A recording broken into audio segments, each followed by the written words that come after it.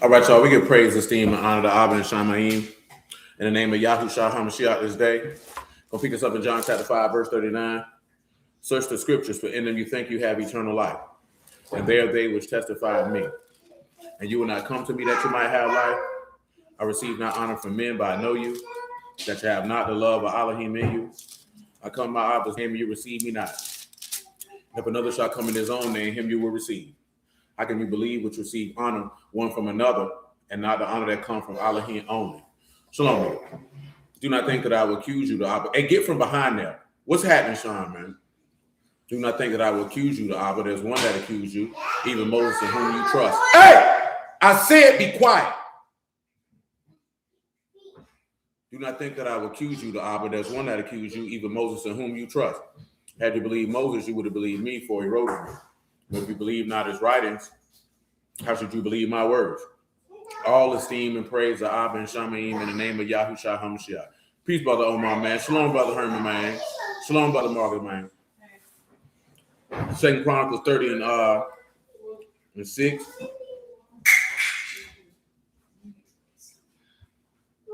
So the post went with the letters from the kings and the princes throughout all Yasharal and Yehuda, according to the commandment of the Malik, saying, you sons of Yasharal, turn again to Yahuah Alahym of Abraham, Isaac, and Yasharal, and he will turn to the remnant of you that are escaped out of the land of the king of Assyria.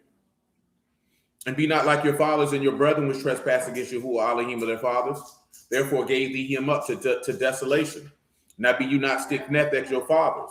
Yield yourselves unto Yahuah, and enter into his sanctuary, which he has sanctified forever. Serve Yahuah your Alahym, that the fierceness of his wrath may turn away from you. For if you turn again unto Yahuah your brethren and your sons, compassion before them that lead them captive, so that they shall come again into this land. For Yahuah your Alahym, gracious and merciful, and will not turn away face from you if you return unto him. Let's come over here to Exodus 34. And Emma, I'm gonna go ahead and you can record it. Do some stuff out of Songs of Solomon. I just pick chapters at random.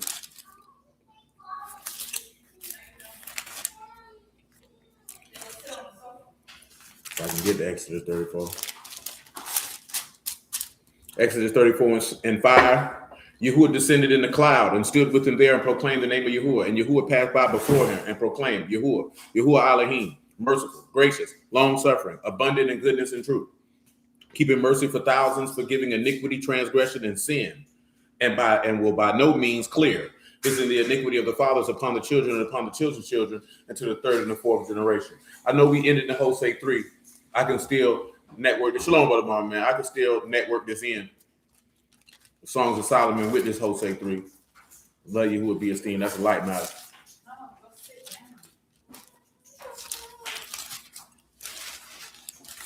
Look at this Hosea 3 and 1.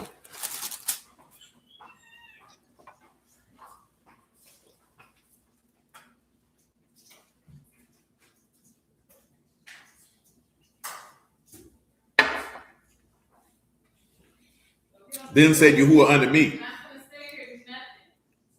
go yet love a woman beloved of her friend, yet an adulteress, according to the love of Yahuah towards the sons of Yasharal, who look to other gods and love flagons of wine. So, we talked about that Wednesday, and we were looking in Jeremiah 3, where we talked about that, and we discussed in Deuteronomy 24,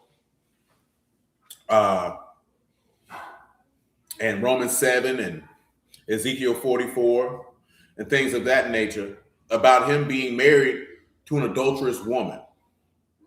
Now, of course, when we look at verse 2, I bought her to me for 15 pieces of silver and for a homer of barley and a half of barley.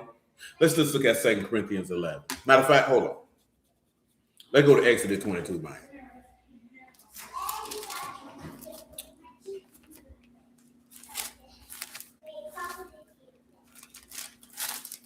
Let's do it like that. Exodus 22, man, verse 16. Do we want 16? No, we don't want 16. Because they're talking about enticing a maid. I can't use it. It don't make no difference. Verse 16, right? Exodus 22. If a man entice a maid that is not betrothed and lay with her, he shall surely endow her to be his wife. Now check it out, right? because we talking about love, right? And we talking about the love of Yahuah towards the children of Israel, which he manifested through Hosea, which means Yahuah's salvation for all intents and purposes. This adulterous woman who love other gods and like to get drunk. Now, when we look at entice, it is the Hebrew word pathah. And of course, it means to entice, deceive, or to persuade, to seduce. Now, in this instance, we can go to 2 Corinthians 5, right? Where Paul say, knowing the terror of the Lord, we persuade men.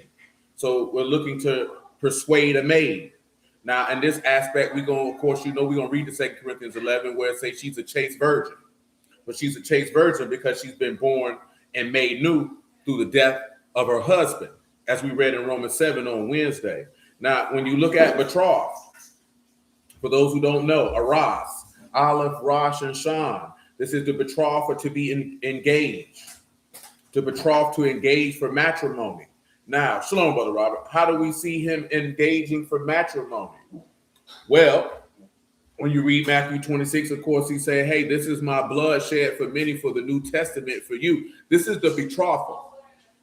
This is kind of the reason why you see the parables about, the husbandman going on a long journey and then coming back for his wife. Because this is the framework of how this is set. When his blood gets spilled, that's the betrothal. And of course, you'll hear people argue about, we not in the New Testament. But I would say that they argue that because they don't understand the scriptural framework of how marriage works. Once that betrothal is agreed to between both parties, that's your spouse. That's not your fiance. That's not your girlfriend. That's your spouse. And effectively, that covenant is enforced. That's why when we come and read Deuteronomy 22, and they say, if you lay with a woman who is betrothed, you have committed adultery. And that'd be hard for brothers to understand because I think they're looking at it from the framework of the modern time that what we live in. That, you with a woman, but you're not looking at her until you actually marry her, that's your wife. And you don't understand with the betrothal, that's your wife. Because the covenant was entered into then. Not the consummation. The consummation in and of itself doesn't make her your wife. But if you lay with her and she wasn't betrothed to you, then you have to endow her to be your wife. Let me get the Hebrew word for endow. Endow here is mahar, meme, hay, and raj. That's to obtain or acquire by paying a purchase price, or to obtain in exchange, or to bargain for a wife. You see what I'm saying? I want you to pause on that. Oh no, that's a little different because a concubine don't have wife rights.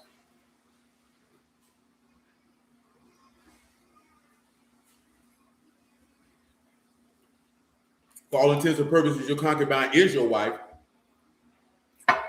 but she doesn't have the same rights as a wife because she's a paramour. Think about that, right? Something that has to be given in exchange. So when we look at what we read Wednesday night, he said that this woman is an adulteress. What did we read in Deuteronomy 24? If a man be married to a woman and he finds some manner of shameful, nudeness, impurity in her, he can give a bill of divorce. We can read in Isaiah 50, he say, where is your mother's bill of divorce? You know what I'm talking about? We read, and you can read that in Jeremiah 3:1, what we read. You can read that in Isaiah 54, where he say, hey, I got rid of you. So in this particular instance, this woman is not betrothed. Now, as we read in Romans 7, if you be married to another man while your husband lived, you be an adulteress. But if your husband be dead, you be free from that law, and you can be married unto another. So when Yahushua is physically in the flesh, Yasharal not married to this man. Why? Because as we talked about Wednesday, it's your sin that has separated you. But also, as we discussed, he devised the means to bring his banished back to him. Those who have been thrust and expelled from him, shalom, Sister Regina, he put together a plan to bring them back to him. And that plan is that endowment. Again, I'm going to give you the definition for endow one more time: to obtain or acquire by paying purchase price. So hearing that definition, obtain or require by paying purchase price, Are there any passages that come to mind for you? Some of them we've been discussing a few times over the last week during Unleavened Bread. He said, you got to pay the purchase price. I'm going to get 2 Corinthians 11, man, while somebody can give me a verse. I just don't want no words, man. I need a verse, man, to talk about that purchase price. While y'all thinking on that, come to 2 Corinthians 11 and 1.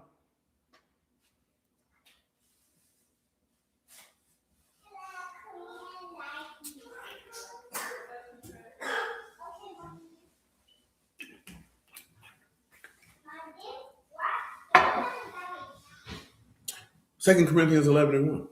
Would the Alahym you could bear with me a little in folly, and indeed bear with me. For I'm jealous over you with the godly jealousy, for I have espoused you to one husband, that I may present you as a chaste virgin to Hamashiach. Yes, he did pay a dowry for marriage. Yes, Yahushua did pay a dowry for marriage. The Greek word for espoused is harmazo, to betroth a daughter to anyone, to join to oneself, to marry the daughter of anyone, to betroth, to give in one to marriage to anyone. Of course, we talk about what this chaste virgin is. Chaste in this instance is hagnos, that is to be pure from every fault, immaculate, clean, venerable, sacred, chaste, modest. In this instance, virgin is parthenos, a marriageable maiden, a woman who's never had sexual intercourse. But in this instance of the context of what we're discussing, a man who was abstained from all uncleanliness and whoredom, attended on idolatry, and has so kept his chastity. So can anybody tell me the passage that they can point to at minimum in Genesis and Malachi? You might have a couple you could reference loosely that can be acceptable in the Gospels. You know what I'm saying? Now, it's not going to be Genesis 29. Well, we can point to where we can say, hey, this passage is showing this how Yahushua paid that dowry, man. This is how he paid that bride price. This is what he paid for in exchange, and he gave in exchange. We've been talking about this quite a few times during Unleavened Bread.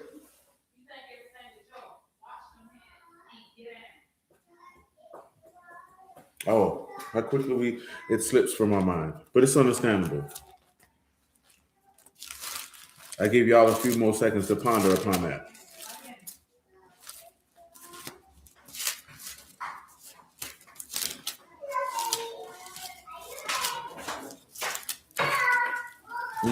That page ain't in this book.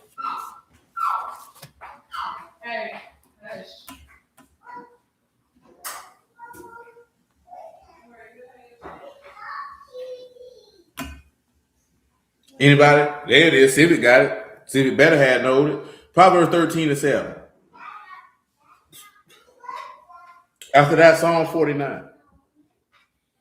There is that make himself rich, yet have nothing. And there is that make himself poor, yet have great riches. And the ransom of a man's life are his riches. But the poor hear not rebuke. And if you remember, ransom is kofar, and that's the price of a life. That's the redemption price. In this instance, that's the price that Yahushua paid for the bride price. He paid with his life. He paid with his blood. That's the bride price. You know what I'm talking about? That's how he paid that dowry to a woman who wasn't betrothed. She couldn't be betrothed because she was put away. We was talking to somebody, mentioned this, but y'all know this, mentioned this other day, like, a lot of brothers don't realize this here, man. Like, oh, that's what it was. My dog mentioned the aspect of the verse in Matthew, where he say, I will not drink this fruit of the vine with you till I drink it new with you in my Abba's kingdom. So I want to try to refresh and stir your pure minds by way of remembrance. Why did he say that? Why did he say, I will not drink this fruit of the vine with you until I can drink it new with you in my Father's kingdom? I'll read you the passage off the paper so you can see it for yourself. This is Matthew 26 and 26. And as they were eating, Yahushua took bread and baruched it and brake it and gave it to the disciples and said, take, eat, this is my body. And he took the cup and gave thanks and gave to them, saying, drink you all of it, for this is my blood of the New Testament, which is shed for many for the remission of sins. What's up, Godmother? But I say unto you, I will not drink henceforth of this fruit of the vine until the day when I drink it new with you in my Abba's kingdom. Does anybody recall or remember why he said that?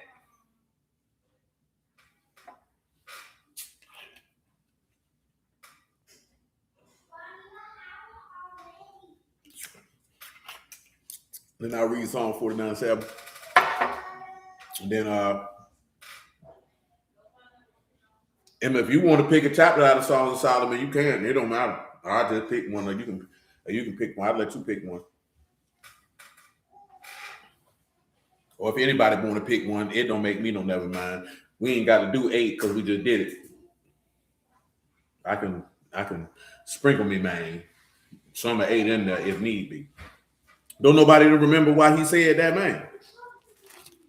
Or y'all can't get to your phone, or you slacking on your macking, and you're limping on your pimping. Which one is it? Come on, Civic, man. You out of town now. Give no excuse. Because the marriage supper of the Lamb didn't take place yet. Oh, not on that one, that Darius. Indeed, Emma, because he could not, he had to perform his priestly duties. Let's come over here to Leviticus 10:8. Then I'll read Isaiah 28 or 29, whichever one it is. Because that's why some of these niggas be messing up the word, because they be drunk. Yes, ma'am. And Yahuah spake to Aaron, saying, do not drink wine nor strong drink, you nor your sons, when you go into the tabernacle of the congregation, lest you die. It shall be a statute forever throughout your generations. You can't slide up. He couldn't slide up in that heavenly tabernacle on no wine. Can't do it. This again, if he's a priest after the order of Melchizedek, he can't do it. You know what I'm saying? Can't do it. I'm gonna read this next part, man. And you got to put difference between Kadash and unkadash, between clean and unclean. And like I was telling y'all before, we was having this conversation because they keep bringing it up, because they be a lot of people don't like the stance my homeboy took on that particular matter I was telling you about. Hey, the text don't say thou shalt not kiss a nigga in the mouth. 2 women can't, you know what I'm saying, scissor, if you would. But then you have to, if you know the word, you have to put a difference between what is set apart and what's not. And I notice a lot of people like to waffle in between that line.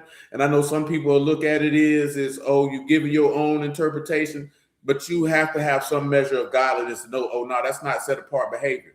Common sense tell you 2 women together is not set apart behavior. There's nothing set apart about that. You would know that because that go against the plan.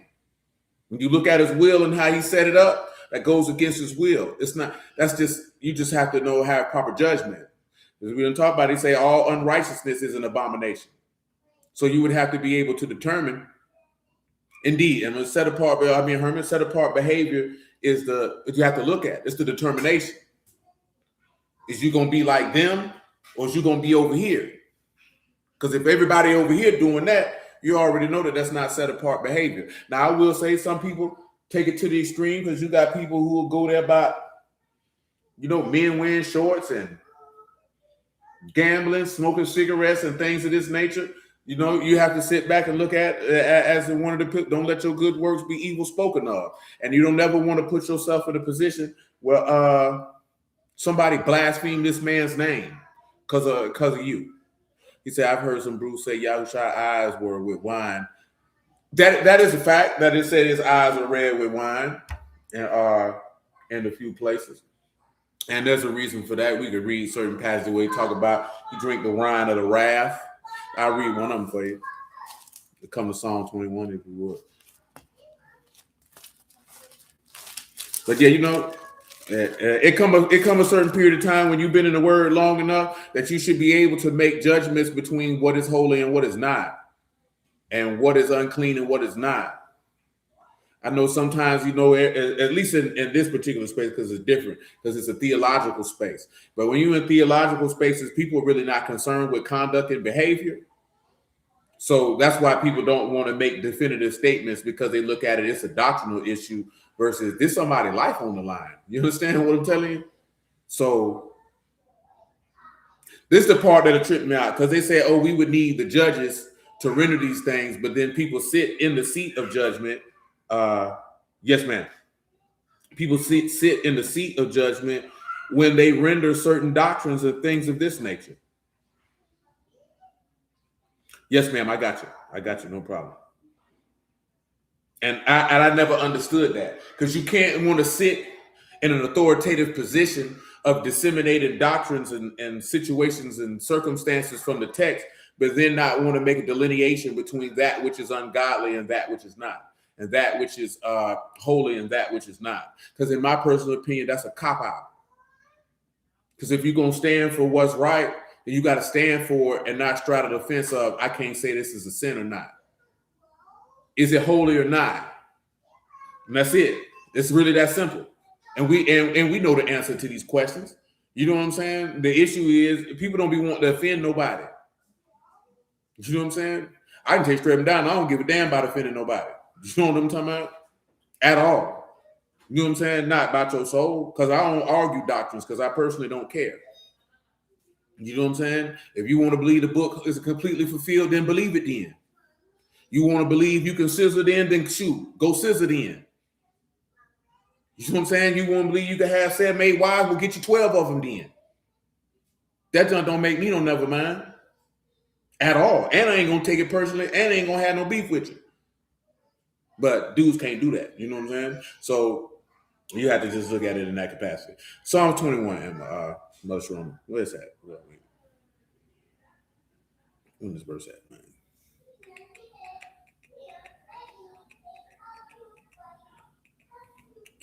I might be in the wrong place. Oh, there it is. Psalm 21. You can make it 7. For the king trusts in Yahuah. Through the mercy of the Most High, he shall not be moved.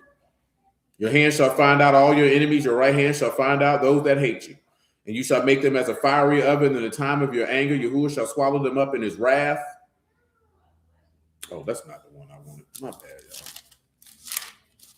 I can't read you Isaiah 51, though. The verse is in my brain.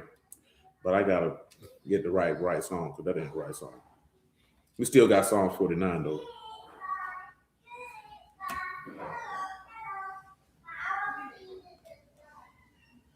Yeah, it is. It's Psalm 75. It came in my brain as soon as I read the wrong place. Come on to Isaiah 51 first, though. Then we'll get back to that price of a life, or that kofar, that ransom. 51 and 22. Isaiah 51 and 22.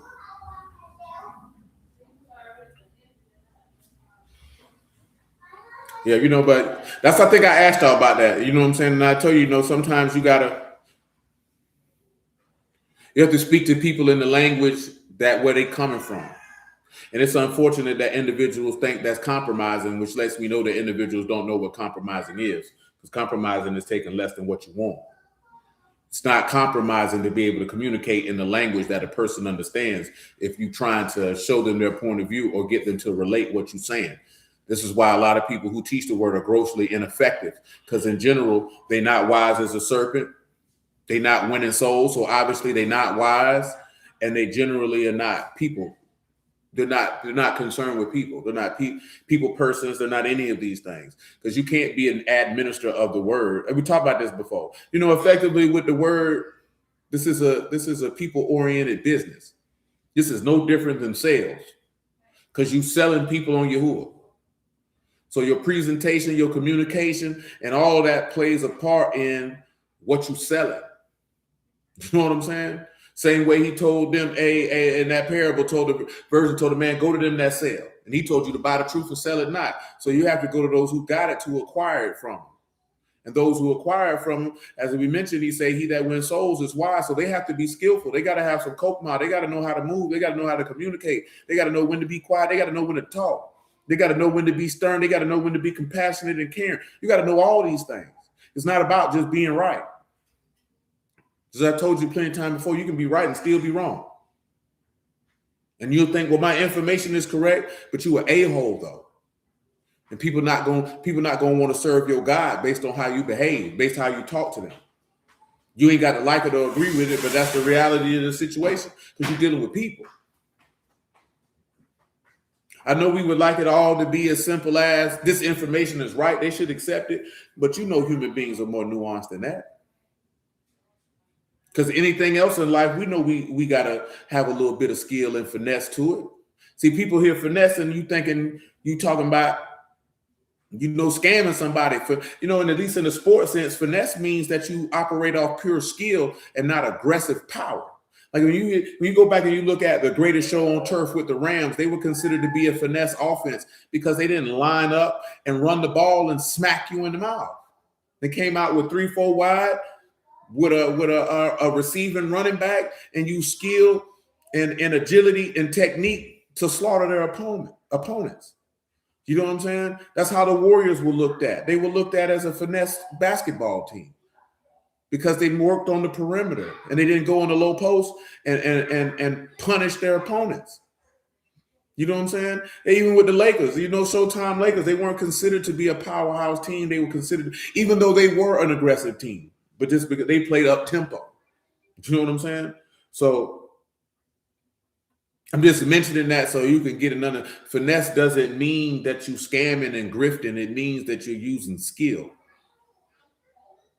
And to deal with people, you got to have some manner of skill because that's literally what wisdom means in Hebrew is skill in war. So you got to have some prudence and some insight and some skill if winning people to Yahuah is your objective. Now, if not winning you people to Yahuah is your objective, then it really don't matter. You know what I'm talking about? You talk and move how you want to move. But if winning people is your objective, and the text say if you do this, you wise, because it said the fruit of the righteous is a tree of life, and he that wins souls is wise, then you will use skill and communicating that. You know what I'm saying? Now, I know, like, I give you an example. People who from round the way, you know what I'm saying, been through some things or whatever the case may be, the way that I communicate, they can accept that easily. People who come up in the church, you know what I'm saying, come from certain environments, if they heard the communication style I use with them, they would be offended. But I could tell you if I'm in that environment with people who come from that, I know how to communicate to them. I'm not going to communicate to them like I'm going to communicate to somebody from around the way. That's retarded. I know they're not going to receive that. So I'm going to speak to them in a language that they can understand because it's not about me. It's about the message. The message is the most important thing to get over and get across. Not it's got to be how I want to do it. Well, this is, man, that's not what it's about. It's not about you. You don't represent you. You represent him. You know what I'm saying? Remember, I've always told that's what Paul was talking about in 1 Corinthians 9. To the Jews, I became a Jew. To them under the law, I'm going to communicate to them in a way that they understand that I might win some. I know I ain't going to win them all, but if I can win one, then great. That's literally the manifestation of Proverbs 11 and 30. He that wins souls is wise. I got to have the skill to know, okay, this is where he coming from. This is how I'm going to communicate to him. This where you coming from. Who was I just telling it to, man? Oh, I'm telling my dog that yesterday or the day before. Like, case in point, most people talk to Christians all the time. And people automatically get aggressive. I've told y'all this too many times. In their communication with them. And you think that these people are going to accept that. No, they're going to dig their heels in and they're going to fight. So the issue is, do you want to fight? Or do you want to bring esteem to your Abba and Shamahim's name through the administration of his word, that a soul might turn and repent, and the Malachim and Shamahim may rejoice. Love you too, man. You know what I'm saying? So you got to think about that. Like, for real. And we don't think about that sometimes. Isaiah 51, man, verse 21. Therefore, hear now this, you afflicted and drunken, be not with wine, but not with wine, excuse me. Thus saith Yahuah, the Lord, Yahuah, and your Alahym, plead the cause of his people. Behold, I've taken out of your hand the cup of trembling, the dregs of the cup of my fury. You shall no more drink it again. So, of course, we know the passage where he prayed for the cup to pass 3 times. We know we can read in Jeremiah 49. He talking about, hey, man, you ain't going to drink this cup. You're going to surely drink this cup. You know what I'm talking about? And then the aspect of, what's the other one at, man? Oh, Ezekiel 12. You know what I'm saying? Where it talk about that. Because you know he was exceedingly sorrowful under death. You know he got the trembling, man. That man's ready to die. Man, suicidal, depressed to the point of death. It's literally what it defines to. You know what I'm saying? He said, I'm going to take that cup. I'm going to put it in your enemy's hands. I'm going to let them drink it. So let's continue. But I will put it in the hand of them that afflict you, which said to your soul, bow down, that we may go over. And that you lay your body as the ground and as the street to them that went over. So I'm going to get that to them. So when we get to Psalm 75, and then I get to, did I read Psalm 49? I did not. And then Isaiah 28 or 29, one of them. But Psalm 75. Like I was telling y'all Wednesday, man, with the enemy talking about, you know, oh, you're stealing my stuff and this, that, that, and the third. And for me, it's just a microcosm on a larger level of the mindset of too many people who in their word. You goofy niggas think this is a competition. You goofy niggas think it's about you. I thank Yahuah for one thing. That when I got in this word, I understood full-fledged. This word was here before I was born. It was here when I was stupid and dumb as a box of rocks as it pertained to godliness. It's here while I'm living it, preaching it, teaching it, and it's going to be here when I'm dead and in the ground. So that means I have no ownership of it. I didn't come up with no doctrine. I ain't come up with no tea. I ain't come up with nothing because it don't belong to me. It never did and it never will. So therefore, what other people teach and preach, that ain't got nothing to do with me because that's all Yahuwah's word. So let his name be esteemed. I'm not here to compete with nobody. I'm not here to fight with nobody. I don't care. I wouldn't care if somebody took watched every single solitary video on our channel and went out there and retarded. I wouldn't care. And I wouldn't say nothing, be like, oh, he biting us. I look like, nigga, this ain't no rap game, nigga. You can't bite nobody raps in this. Is you dumb? Like, what's wrong with you niggas, man? That just agitates my soul when I hear people say that idiotic, and these grown people, man. Talking about people's in their late 30s, early 40s. Like, straight up. That shows me your mentality. That shows me you ain't in this for God or his people. You in this for you. You know what I'm saying? Doesn't matter. If the word get moved, rejoice then. Whether people hear or forbear, the word being moved and rejoice. You can't make people listen. You can't make people obey. You stress yourself out with that, man. I'm not doing none of that. But put the dope on the table, man. You could cop or go. You could barbecue a meal, dude. Don't make me don't never mind. Because you know what I know that people, brother Joe, you know what I got to do? I got to make sure that I don't find myself a castaway and keep my body into subjection. You know what I'm saying? I know I got to maintain and hold to the promise just like you do. So if we all in the same fight together, then we got to walk lockstep together and fight then. And let the word be moved and cut out the shenanigans. You know what I'm saying? The tomfoolery. Because that junk be agitating to my soul because I really be wanting to cuss some of these people out, man, because you sound stupid. I praise you, man. You know what I'm saying? No, that's a fact, Omar, man. You know what I'm saying? That junk just agitate, man. Anytime I hear somebody do that, I used to hear dudes want to race that, be the first one to put a doctrine out. Like, you sound stupid, dude. You sound stupid, dude. You know what I'm saying? And I always seen it that way. You know what I'm saying? But over the last couple years, man, with certain things, man, I really don't care. You know what I'm saying? That's why I really don't say too much.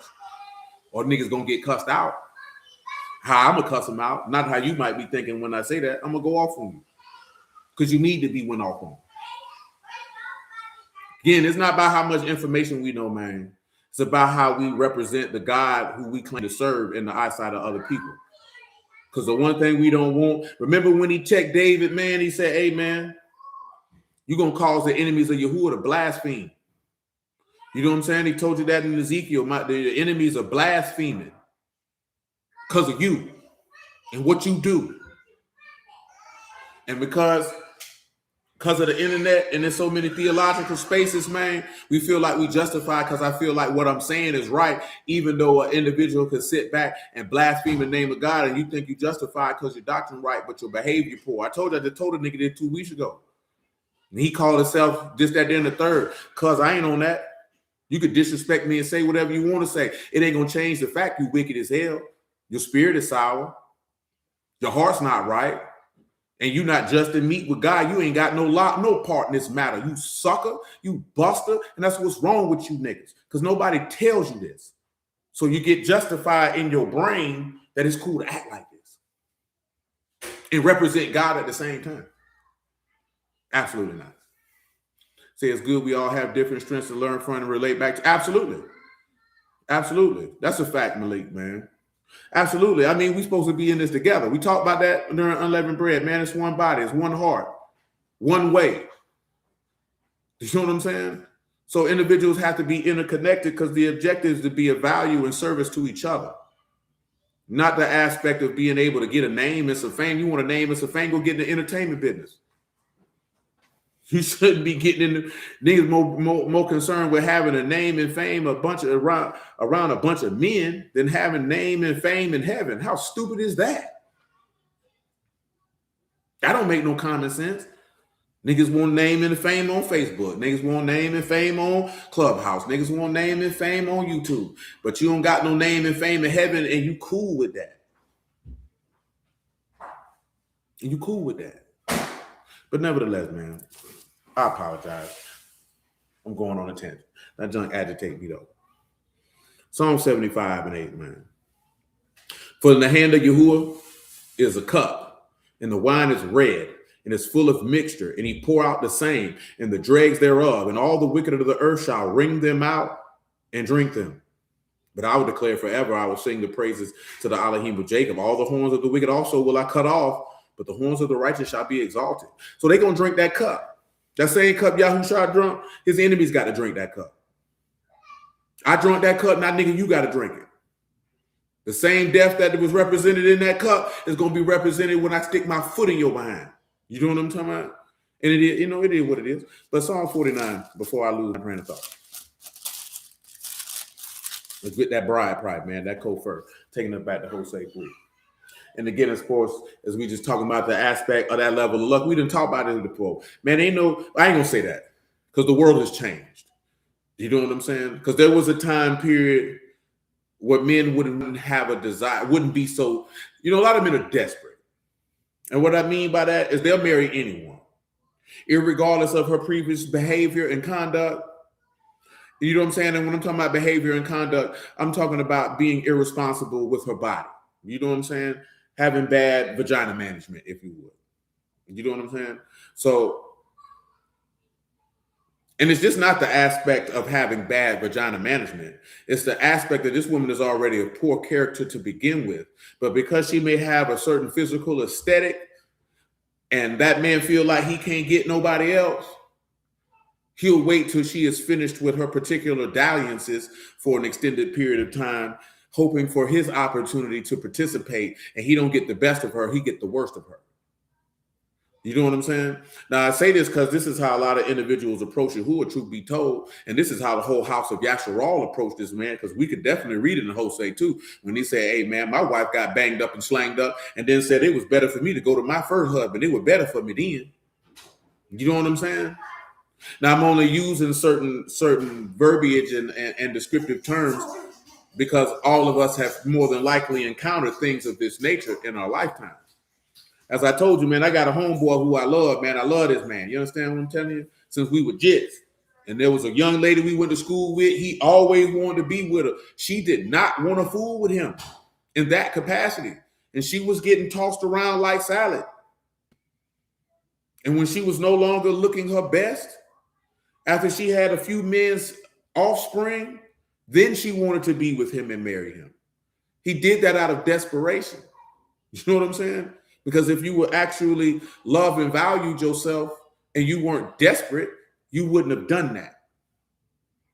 You know what I'm saying? It's no different than a woman fooling with a man, got 6, 7 kids, he ain't got no job.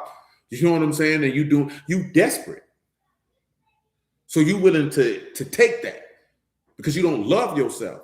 Now, I'm only mentioning that because if we hear these type of scenarios in this natural sense, we would not want to do that.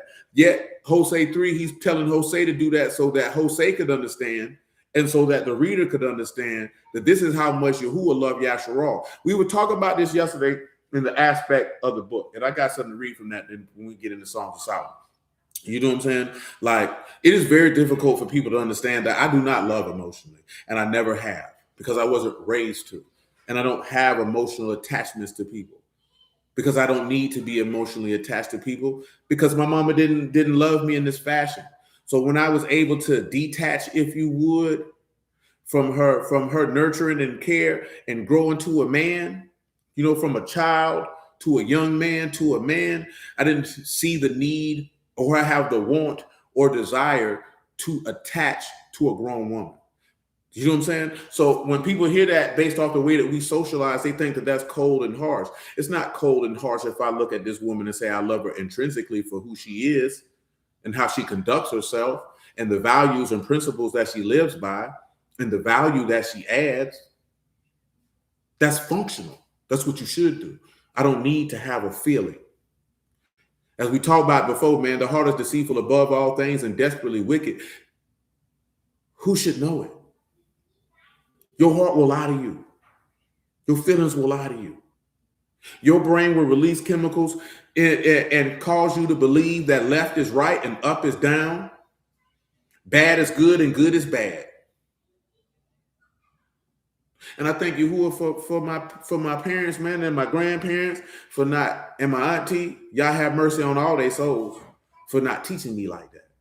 So, like, I had somebody I grew up with, and they said that to me. It's just like I appreciated the fact that you know when, where, and how to set your love at. Because a lot of people are not deliberate and specific with that. The reason being is because you have a hole in your soul and in your spirit because you didn't receive the love that you may have desired and or required. You know what I'm saying? Because some people desire love, but your people did love you, but you didn't want them to love you like that. So you have angst for it. And then some people didn't get the love that's required. So when that is absent and you grow up, you're going to seek to attach to people in this capacity 99.9% of the time, in my estimation, to your own detriment. You know what I'm talking about? So shalom, brother Shaul, man.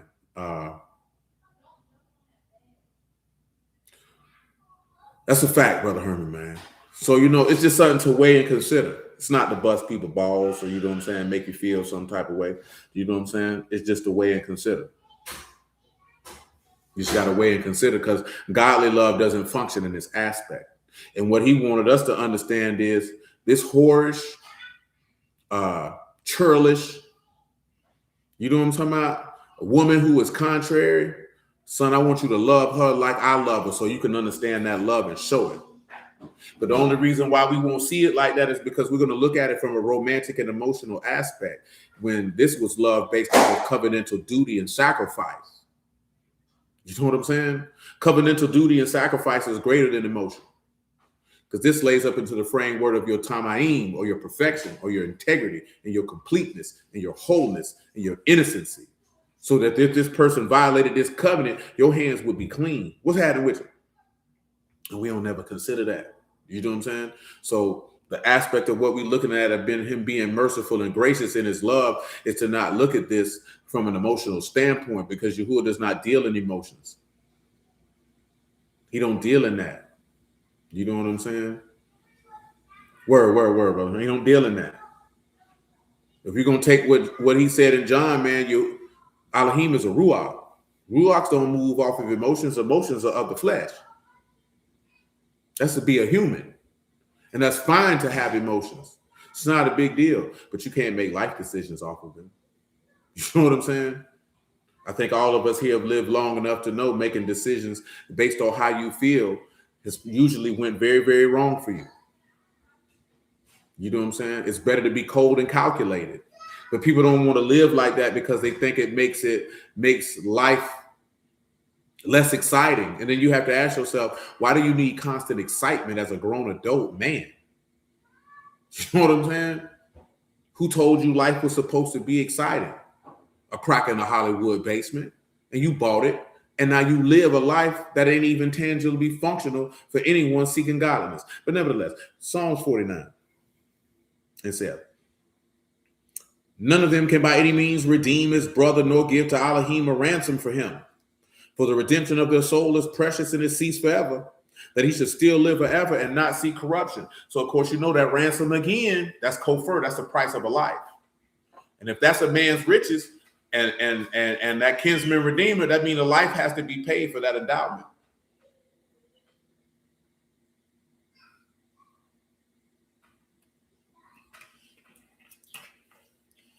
Which is why he said, greater love had no man than this, that a man lay his life down for his friend. You know what I'm talking about? But nevertheless, I'm supposed to read Isaiah 28 about that drinking. That's why I think some of these boys be messing up the word now because they be drunk. But I don't even think they drunk on alcohol. I think they drunk on stupid. But nevertheless, Isaiah 28 and 7.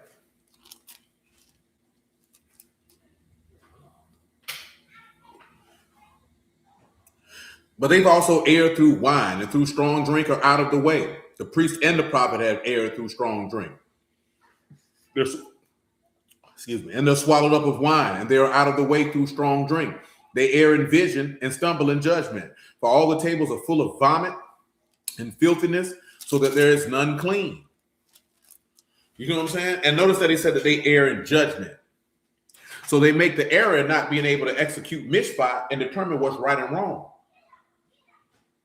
As it says in Amos that they hate him that rebuke in the gate. A lot of, how can I put this here, man? With my thoughts clear. A lot of people in this world, let's say on the Israelite side first, all they want to do is rebuke Christian conduct and or Hebrew conduct of people they don't like or people they don't fool with. On the Christian side, all they want to do is rebuke Israelite doctrine because they feel like Israelites are taking people away from the church. I don't even think they really care about people. I think they care more about the numbers that they perceive that they may be losing. But when you read in Amos, when he said they hate him that rebuke in the gate, man, and you see how Yahuah was an equal opportunity rebuker. It didn't make no difference. He called his apostles stupid. He say, how, you know what I'm saying? He say, oh, slow of heart. Call him stupid. You know what I'm talking about? Scribes, Pharisees, whoever, didn't make no difference. What I noticed is whether on either side of the aisle, don't nobody want to check nobody for their behavior. Because this was going to make you, and not just check the people that you don't like, but check whoever if they're out of pocket. We ain't talking about no doctrines, man. We talking about your actual conduct. Like, hey, man, you know you ain't supposed to be going over there fooling with that man's wife like that. Boy, what is you doing? Boy, you know you ain't supposed to be treating that man like that. Man, what is you doing? Nigga, why is you always lying? And when you sit back and look at that, man, people don't like that, bro. People don't like that, man. They're not going to like you. Because who are you to say that? Especially if your hands clean. Let me show you something that Michael real quick, man. Remember, he said, if I wouldn't have came and did the works that no other man did, they would have not had sin. He said, but now that I came, they have no cloak for their sin. If that cover been pulled back, and now you going right back to like it was in the garden, man, and you naked, and your sin is exposed, well, people don't like that. People don't like that. Micah 6:1. People don't like that, man. Remember, he said, man, he that a spiritual man judgeth all things, and he's judged by no man. You know what I'm saying? Why? Because he ain't sinning. This is why people get offended when they hear that 1 John 3:9. He that is born of God do not commit sin. Because if it's possible for you not to sin, if it's possible for you to suffer in the flesh to cease from sin, and you rebuke somebody, and they know you ain't living like that, then they know they're going to hell. And nigga don't want to hear that. Nigga don't want to hear, man, don't be cheating on your wife and you ain't doing it. Nigga gonna look for a reason. Well, you doing this. But if they know they can't, they got to make something up. That's why people, you always gonna sin. Because then, hey, I got a cover for it. I got a cloak. I got somewhere to hide. But if you believe that this man suffocated and died on his own blood so you can stay being the same sinful, wicked nigga you always been, man, you might have well just went out here, man, and did what you wanted to do. Because you got to be a special type of stupid if you think somebody finna go through all that for you to be the same nigga you always been. Listen, man, some of y'all know people, you might have been the child.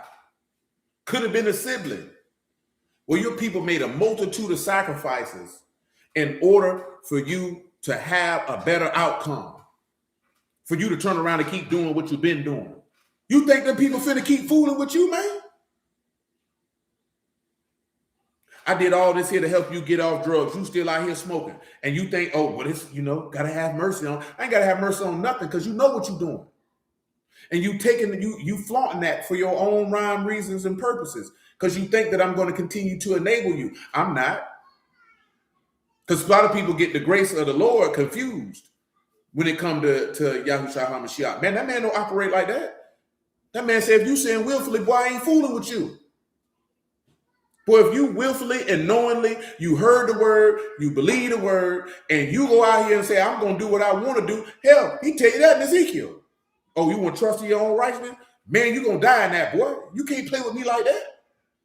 If you done seen all this ungodliness you done did, because they were just having this conversation, but I ain't get the time in. The individual like, I don't want to go to a heaven where there's murderers at.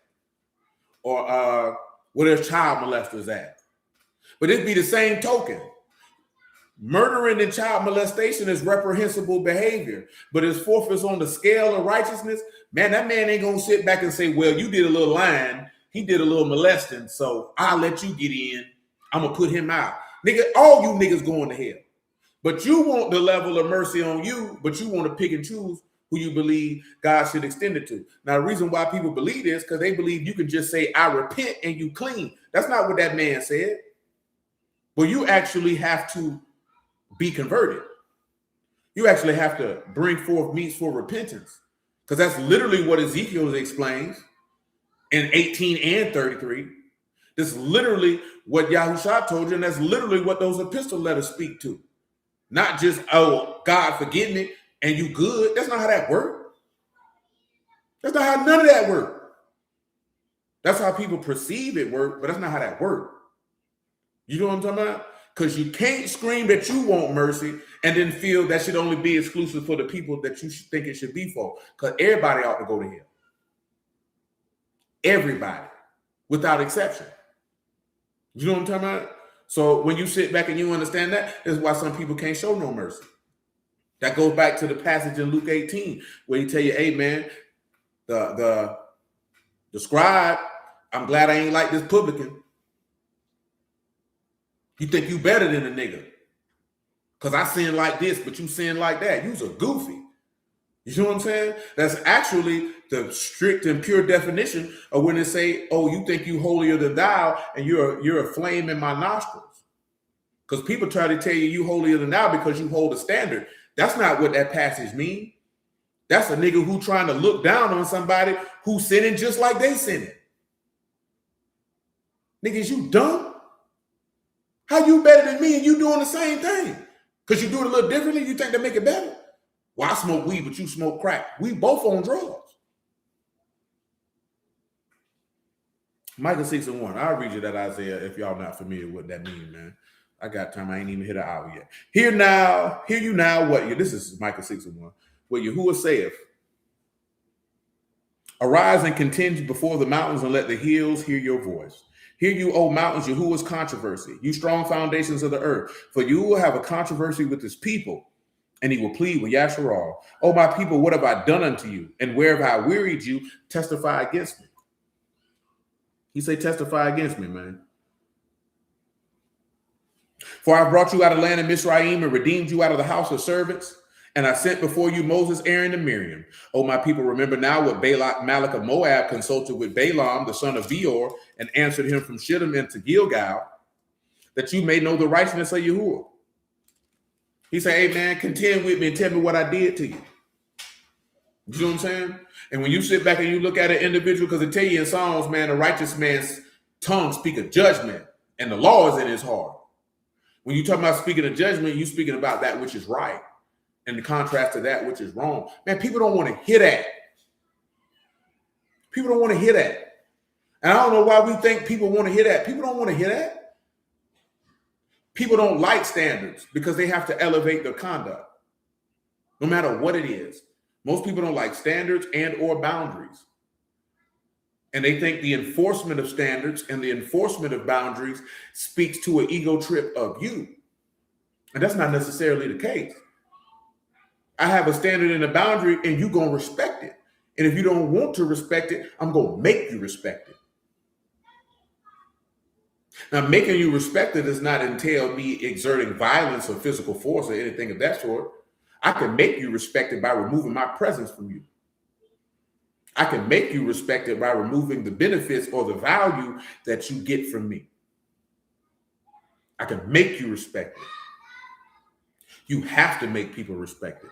You know what I'm saying? That's why a lot of your friends and families don't respect you in the word, because you don't live it. So there's no standard for them to respect.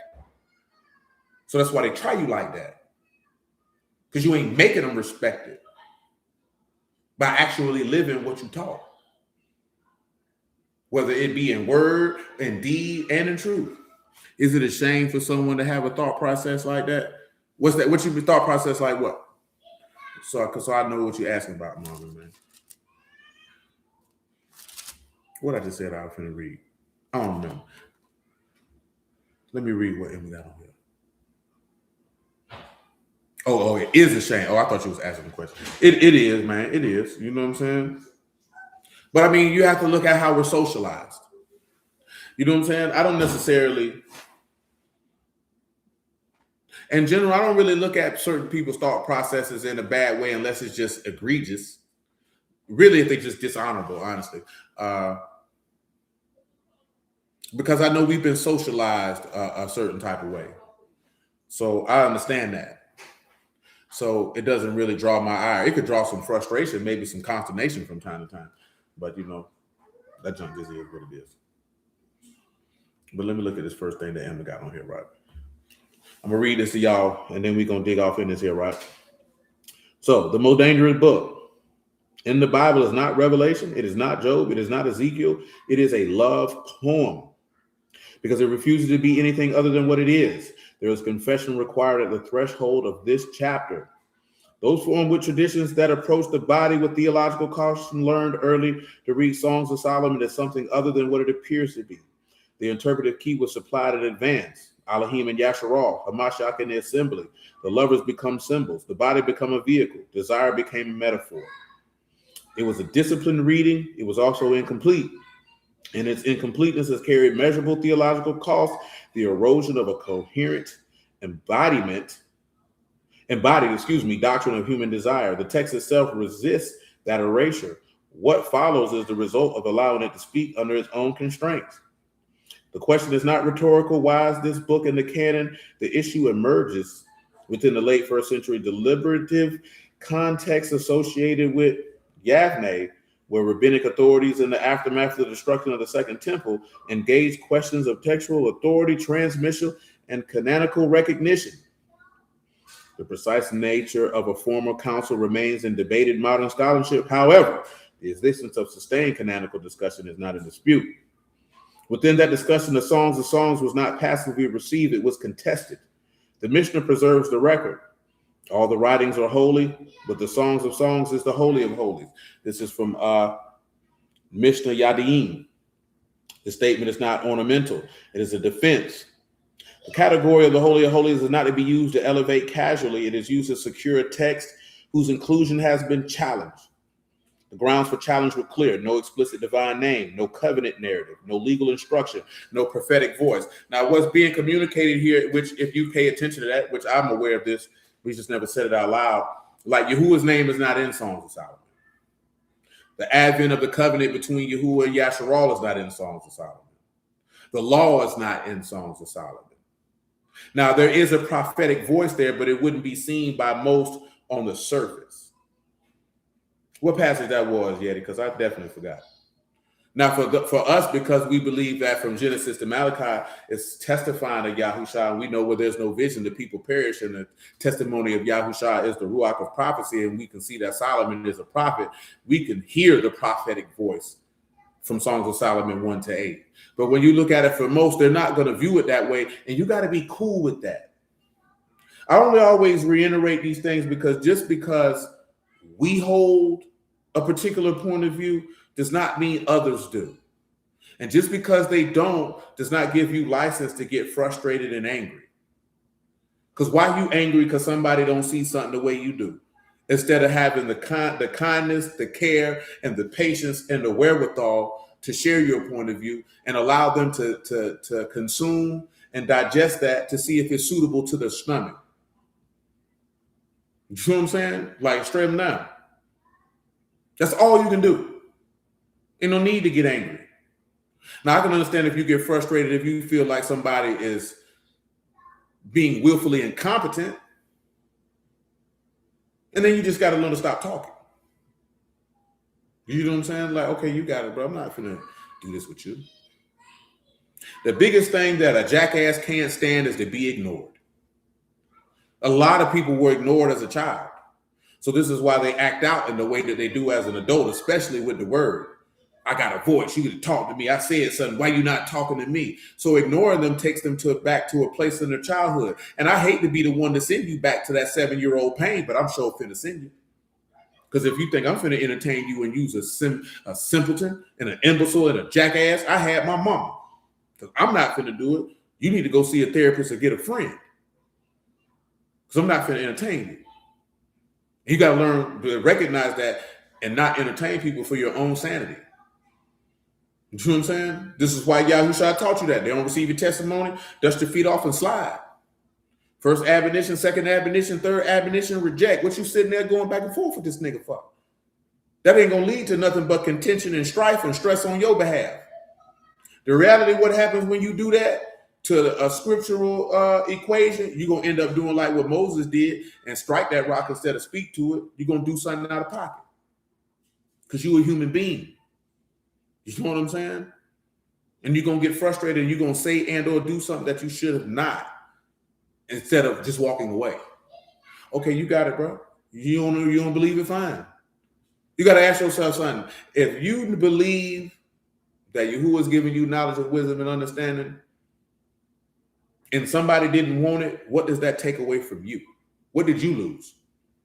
Because if you already got it, what did you lose? You ain't losing nothing. That's their loss. And I say that because you have to look at that from a natural standpoint. If you know that you have certain value and you're a certain caliber individual and individuals don't want to fool with you, that's their loss, not yours. What did you sit up bald in the corner looking ugly and stupid for? Mad and frustrated because somebody don't want what you got to give. That's their loss.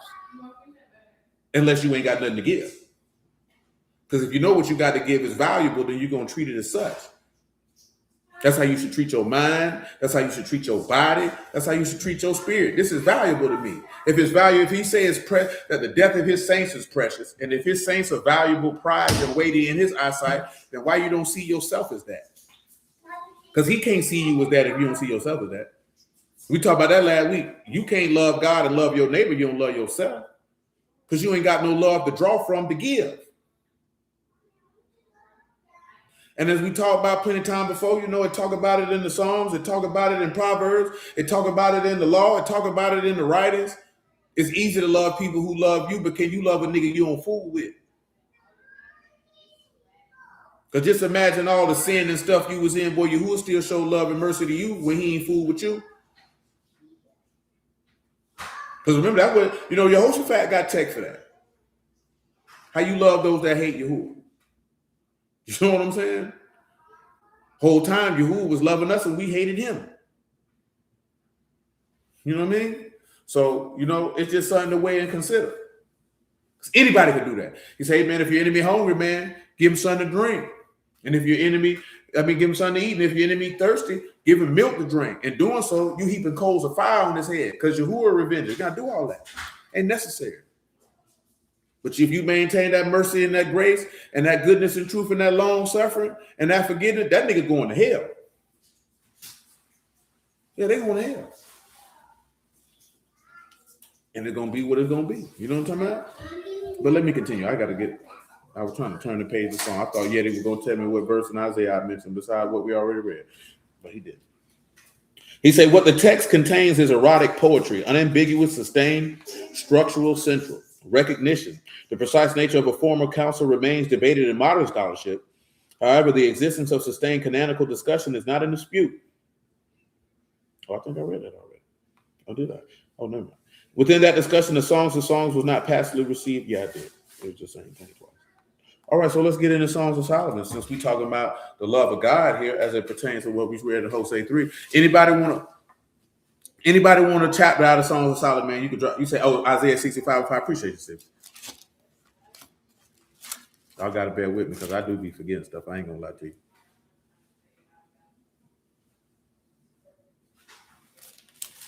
I started at verse 1. I am sought of them that ask not for me. I found of them that sought me not. I said, behold me unto a nation that was not called by my name. I have spread out my hands all the day unto a rebellious people which walk in a way that was not good after their own thoughts. Say hate is a very strong word. It is. It is a very strong word. I can say genuinely, I've never hated anyone in my life. And simply because I would never allow an individual to take up that much emotional space in my mind, in my heart, and in my spirit for me to hate them. You know what I'm saying? That means I'm too emotionally invested in someone, and I'm just not gonna do it. I'm just not gonna do it. You know what I'm saying? Now, some people may be justified in their hatred for certain people, and I understand. I'm not ridiculing anybody or got nothing to say. If it is somebody you say, yeah, I hate that nigga. I hate that individual. Hey, you might have a very justified reason for that. You know what I'm saying? We dealing with some folly right now. A big grown rusty people. Because I don't mention this here because individuals, I'm a different type of individual. I done told y'all this before, right? I might not fool with somebody. You might fool with them. I'm not going to tell you not to fool with them because I don't fool with them. I'm just going to tell you don't bring that individual around me because you know I don't fool with them. You know what I'm saying? Now, if I have to be around this person, I'm going to be a professional. But I'm not going to be phony with them because I don't fool with you. You know what I'm saying? And that's it. I'm not going to cloud your judgment. I ain't got nothing to say to you about this individual if you fool with him because I have enough maturity to know your experience with this individual might not be mine. Then I know some people, you're going to be the villain in their story, no matter what you do. And you got to be cool with that too. Because sometimes you ain't did nothing to nobody and you just got to be the villain in their story. So be the Joker. You know what I'm saying? And let them be Batman and let them have that. You know what I'm saying? Don't even matter. But individuals really want people to be like, hey, you can't fool with them because I don't like them. But that ain't got nothing to do with me. You know what I'm saying? So don't bring me into that. And then you have individuals just like you can sit back and we probably read that first song where you can see where why John was laying on Yahush's breast, for those who may not be aware why that's written in there.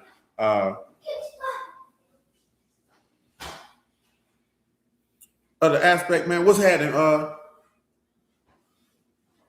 I'm not even finna entertain that, blood.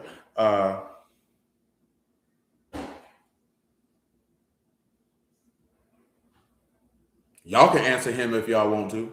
You know what I'm saying? The gentleman wants to know, does this channel believe in the black idol? I don't know what a black idol is, blood. You're going to have to be more direct and specific. Other than that, I'm not answering that. One of the gentlemen on here may answer that.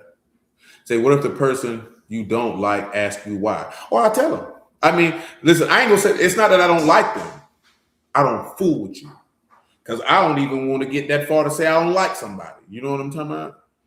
If I don't fool with you, it's going to be based on a level of dishonorable conduct that you have exhibited, and I don't fool with you. You know what I'm saying? Because my mama taught me early that to dislike people's ways, to separate their ways from the individual. Because sometimes some people's ways are based off of internal issues that they have, and this is why they behave that way. And some people are intrinsically evil, And that junk just is what it is. You know what I'm saying? So she taught me how to separate the two. You know what I'm saying? So, yeah, but if I don't fool with nobody, I'll tell you why I don't fool with you. You know what I'm saying? Because I'm going to look you in your eyes and tell you so there's no confusion. Yeah, so it's no confusion. There ain't no confusion. I don't fool. I ain't had to do it too many times in my life. Like, you know what I'm saying? But I'll let you know, but I don't fool with you. What? And you know why. You know what I'm saying? And if it's a nigga walking around and he mad with me, then shoot. Put on a cape and be super mad. Make sure you put your little tights on, put your cape on, fly through the neighborhood. You know what I'm saying? Because that just comes with the territory when you're dealing with the word, man. You can't even get caught up in concern with it. But it'd be best to tell them why you don't fool with them, because maybe you can be able to reconcile the matter depending on what the violation is. But if the violation is egregious, hey, it's all love, you know. If you need something, if you need me, or whatever the case may be, you know, I got you. But I'm not finna kick it with you. I'm not finna slap fives with you. We're not finna do none of that. I don't fool with you. It's no beef, it's no angst, ain't no hatred, ain't no nothing. I just don't fool with you. No, we can't occupy the same space at the same time willfully. No, we can't do that. Can't be friends, can't be none of that. It's not gonna work. You violated principles that I hold dear, and I would be doing myself a disservice by compromising on them principles to maintain a connection with you, and I'm not. So I'm gonna holler at you. You know what I'm saying? Yeah, and that's it. You know what I'm talking about? You know, it sounds cold, but that's when you don't operate off of your emotions and how you feel. It's just simply, hey. Like, I'll give you an example on a natural level. Because I see people arguing about this on the internet all the time. This is not necessarily no word stuff. About women should be like men when men cheat versus like when women cheat. Because when a woman cheats, the man leave, but the woman will stay. You know what I'm saying? And it's because the woman will stay for whatever reason, and it's usually an emotional tie. For a man, I may love her, I may care about her, but she's violated a principle and I can't do it. So I'm out. And I could love her like, you know what I'm saying? But I can't compromise that, so I'm gone. You know what I'm saying? And a lot of ladies don't necessarily operate like that. They'll, whatever feelings or emotions that she may have, she'll try to sift through them and keep rolling with that. She just won't cut him off. Some women do. Like, oh, no, I can't do it. I'm gone. But I'm just talking about in generalities because, you know, that's usually the conversation. Why don't men stay after women do that versus women staying when men do it? Because it's a violation. I ain't doing it. Ain't gonna do it. We ain't got to come up with who's right or wrong. Doesn't matter. For that individual, I can't do it. And I ain't gonna do it. You violated. I'm out. You know what I'm saying? So you have to look at that from that perspective with not something to that extreme, but if there's certain principles and values that you uphold, you willing to compromise that when somebody consistently and constantly and flagrantly disallows those to maintain a connection? Because Yahuah is not. He's not going to do that. So why am I? So I'm not. And, you know, in general, you know, I tell you, love is kind and it doesn't seek its own. So if you actually have love for an individual, you're going to be cognizant of that. And you're not going to go out of your way to flagrantly do things to bring dishonor to yourself and reputable harm to the connection that you have with an individual. If love is there. But most people, love is not there. Convenience is there. Opportunity is there. Lust is there. So when convenience, opportunity, and lust meet, love is absent, so therefore it will fail. And it's usually going to fail at the first sign of adversity and or conflict. It'll be exposed for that in that very moment. Nevertheless, Isaiah 65 and verse 3. A people that provoke me to anger continually to my face, that sacrifice in gardens and burn in incense upon altars of brick, which remain among the graves and lodge in the mountains, which eat swine's flesh, and a broth of abominable things is in their vessel, which say, stand by yourself, come not near to me, for I am holier than thou. These are smoke in my nose, a fire that burn all the day. Let's look at holier than thou, if we would. I can read Luke 18, because that's your New Testament companion, if you would. Ain't nobody gave me no Songs of Solomon, so I'll just pick my own. When you look at holier than thou, of course, this is Kadash, to consecrate, to be holy, to be separate. And you're saying, hey, I'm more holier than you. But let's look at what came before that, what is stated. A rebellious people who goes after their own plot, plans, and inventions that provoke him to his face. They worshiped other gods. They eat swine's flesh, and they have abominations in their vessels. And then they tell somebody else, stand over there and don't come near to me. I'm more set apart than you. Nigga, you wicked as hell. That's literally what it means when you say, hey, you're holier than thou. Because you wicked as hell, and you want to look at another wicked nigga and tell them don't come near me because I'm better than you. You's a buster. That's what all these whole niggas do out here every day. That's what they do out here every day. Luke 18 on general principle. Yeah, that's not what it is. And that's not a reflection of his mercy, grace, love, or any of that. 18 and 9. None of that is representative of that. There's no humility in that. Ain't none of that. And it's just not representative or congruent with the character of Yahuah. But people don't be wanting to hear that. It's like I said, man, I just be laid off in the cut, playing the quiet role. You know what I'm saying? I clowning around. But if I'm in a whether in person or wherever, if I'm in a space with a group of theological individuals, I'm just gonna sit back and peep the play. I'm going to peep what type of character individuals possess, because I ain't really stressed and pressed about nobody's doctrine. Because I'm seeing how you live. I'm seeing how you move. I'm seeing how you interact. I'm seeing how you conduct yourself. That's what I'm paying attention to. You know what I'm saying? Because a lot of people feel like they can act any kind of way because they feel like my doctrine right. But I'm going to look at it like, oh, but you a goofy, though. You did? So when it comes to the cross, everyone can get it. Judgment is rated E for everyone. Indeed. But that's just how I am. I get in space, I don't say nothing. I'm going to just sit back and listen and observe so I can see how to move. See who the fool with, who not the fool with. You know what I'm saying? Because when I used to be in the street, I was hustling in neighborhoods that I wasn't from. You know what I'm saying? So you got to move around and ingratiate yourself to these people around you because they don't know you like that. You're not from around here.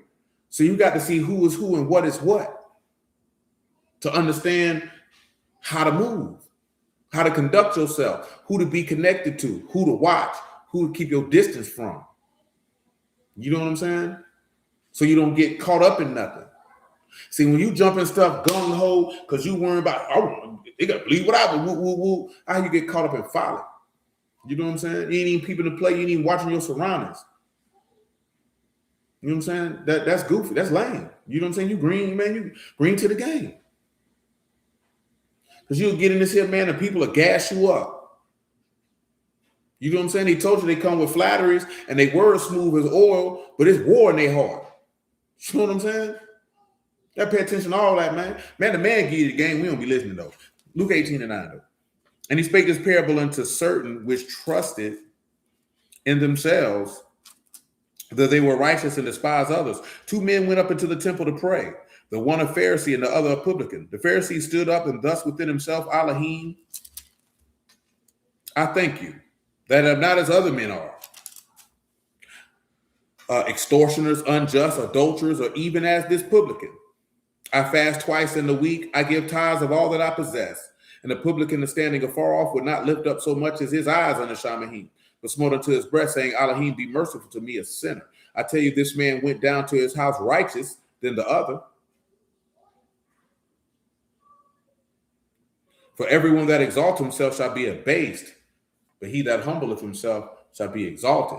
You know what I'm saying? That's literally what Isaiah 65 was communicating. I'm glad I ain't like this publican.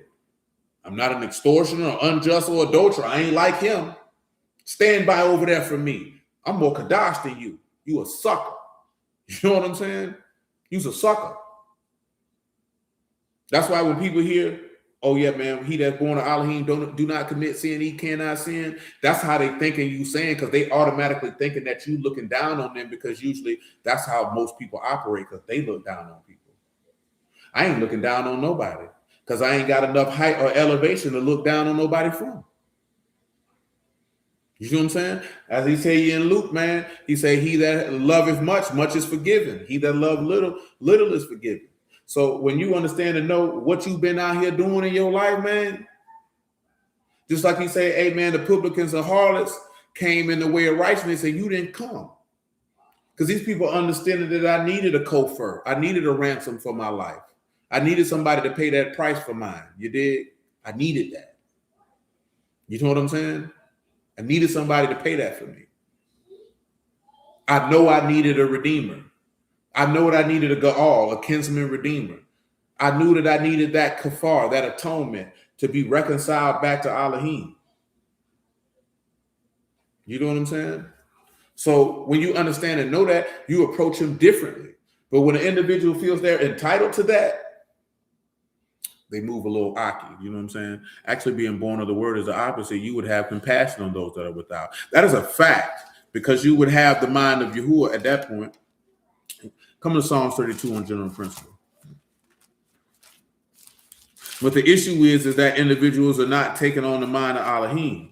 Just like we were talking about the other day, people try to act like these people were stoning everybody and this, that, and the third. Them people wasn't doing none of that, man. Them people were living foul the whole time with no retribution. The only retribution came when Yahuah brought the nations against them. Or if he like you've seen in Ezekiel when he sent the Malachim to come take them people down. Man, them people wasn't living upright, man. Them people wasn't stoning people, man. I don't know where these people get this idea at. They just were around here stoning people, because they weren't. That's why he say, I despise your feast days. I despise your Sabbath, because your hands filled with blood. You come and doing this stuff, but y'all wicked as hell. I don't want that. And then individuals take that as, oh, he done away with the Sabbath. You ain't got to keep it. That's not what that man telling you, dummy. That's what you want to hear, because your heart is and never was, and God forbid, possibly never will be congruent with his. Because in this dispensation of time, what I've observed is that all we care about information and not the transformation of salvation. That's a fact, Darius. Who can have compassion on them that are ignorant and out of the way? See, we haven't taken on those attributes. So we're not merciful. We're not gracious. We're not long-suffering. We're not compassionate. Ain't no chesed. Ain't no loving kindness. Ain't no mercy. Ain't no nothing. Just a bombardment of information, of stagnation, which leads to degradation and damnation. Because ain't no salvation coming from none of this stuff we talking about. Not nothing. And you know what the ugly part is? We know it too. You just don't want to admit it. That's why we always say, man, Christ will work all this out when he come back. The Most High will work all this out when he come back. Because it's the stagnation of doctrine. See, the proliferation of the basar, the proliferation of the good tidings, the proliferation of the proclamation that your Alahym reigns, the proliferation of kafar and Gaal and kofar and padah, meaning the proliferation of redemption and reconciliation, that leads to the transformation that leads to salvation. And that's rooted in the love of Alahym, and that's not promoted because niggas ain't got it in them. Niggas read all this word, talk all this word, and ain't got no love in them whatsoever. Now, how that work? When he proclaimed his name and his proclamation was literally the proclamation of love. So how that work? How that work? How do we see Solomon, who wrote a whole song to a woman about his love and desire for her, and you got David, who was a man after his own heart, who spoke about the love he had for Alahym, and not only for Alahym, but for his brother and Jonathan, and for the people as a whole. And we talking about the word all day, and we devoid of it. I just heard dudes say, man, and I knew the sister, man, too. You know what I'm saying? Y'all have mercy on the soul. She just passed away, you did, in the word, man. He said, nigga got a room. They trying to raise 10 racks for her funeral expenses. Then say, man, it's only $100 they gave in there, but nigga talking about they got $1,500 for a debate. $2,500 on the table for a debate. That's what I'm talking about. The fact that somebody would know that there's somebody who you say is your sister in the word now. It's what you say. And you know her people need help with laying her to rest. And you got money to want to debate some word and not money to make sure she's straight. As far as her funeral expenses is concerned, that her children's straight. How that even come to your mind that you could fix your mouth to say that when this is what y'all claim you came in here to do? And you think people want to be fooled up with that when they see that? Yeah, I want to get down with what they got going on, because nigga got $2,500 for a debate, but not to help purchase a casket or a burial plot or a headstone. Does a churn need anything? Yeah, that's crazy. That's absolutely insane. You know what I'm saying? And some of these people say they knew this lady personally, but nevertheless, in fact, because I just don't rock with you, I'm not going out of my way to lower the standard of love. That's already, indeed, amen. You know what I'm saying? But let me read this Psalm 32, man. Blessed is he whose transgression is forgiven, whose sin is covered. Let's see what covered is right there, man. I need to hurry up and get in Psalm of Solomon, man, before we get off here. So when we got covered, we got kasah, to hide, to conceal. And you know, Proverbs tell you that's the glory of a king, to conceal a matter. It's the glory of the king to cover that up. Blessed is the man unto whom Yahuah impute no iniquity, and in whose ruach there is no guile. When I kept silence, my bones waxed old through my roaring all the day long. For day and night your hand was heavy upon me. My moisture is turned into the drought of summer. Selah. I acknowledge my sin unto you, and my iniquity have I not hid. I said I will confess my transgression unto Yahuah, and you forgave the iniquity of my sin. Selah. For this shall everyone that is godly pray unto you in a time when you may be found. Surely in the flood of great waters they shall not come near unto him. Which is why Yahushua said that publican who smited on his chest and say, Alahym, be merciful with me, a sinner. That's why he went down home justified. And we still got to talk about that mercy seat, because that's what I intended to do, but my mind went in a different direction. Because we ain't talked about that kippah for that mercy seat in a long time. You know what I'm saying? And that's literally what it's about. You think about that for a moment. That's where I turned over the Songs of Solomon and just see what chapter it's going to flip open to. And that's the one I'm going to do. I'll make sure to do chapter 1. So I'm going to do Songs of Solomon 4. I'm going to leave with Songs of Solomon 4. But I just want you to understand that, right? There is a multitude of things that Yahuah could have named his throne, and he named it the mercy seat. Now sit there and think about that for a moment. That's what he named it now. He could have just said a throne or anything. He named it the mercy seat. Hold on. I'm trying to pull that word up.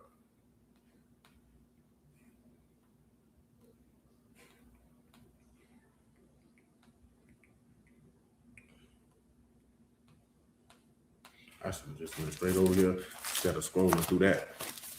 Wasting time.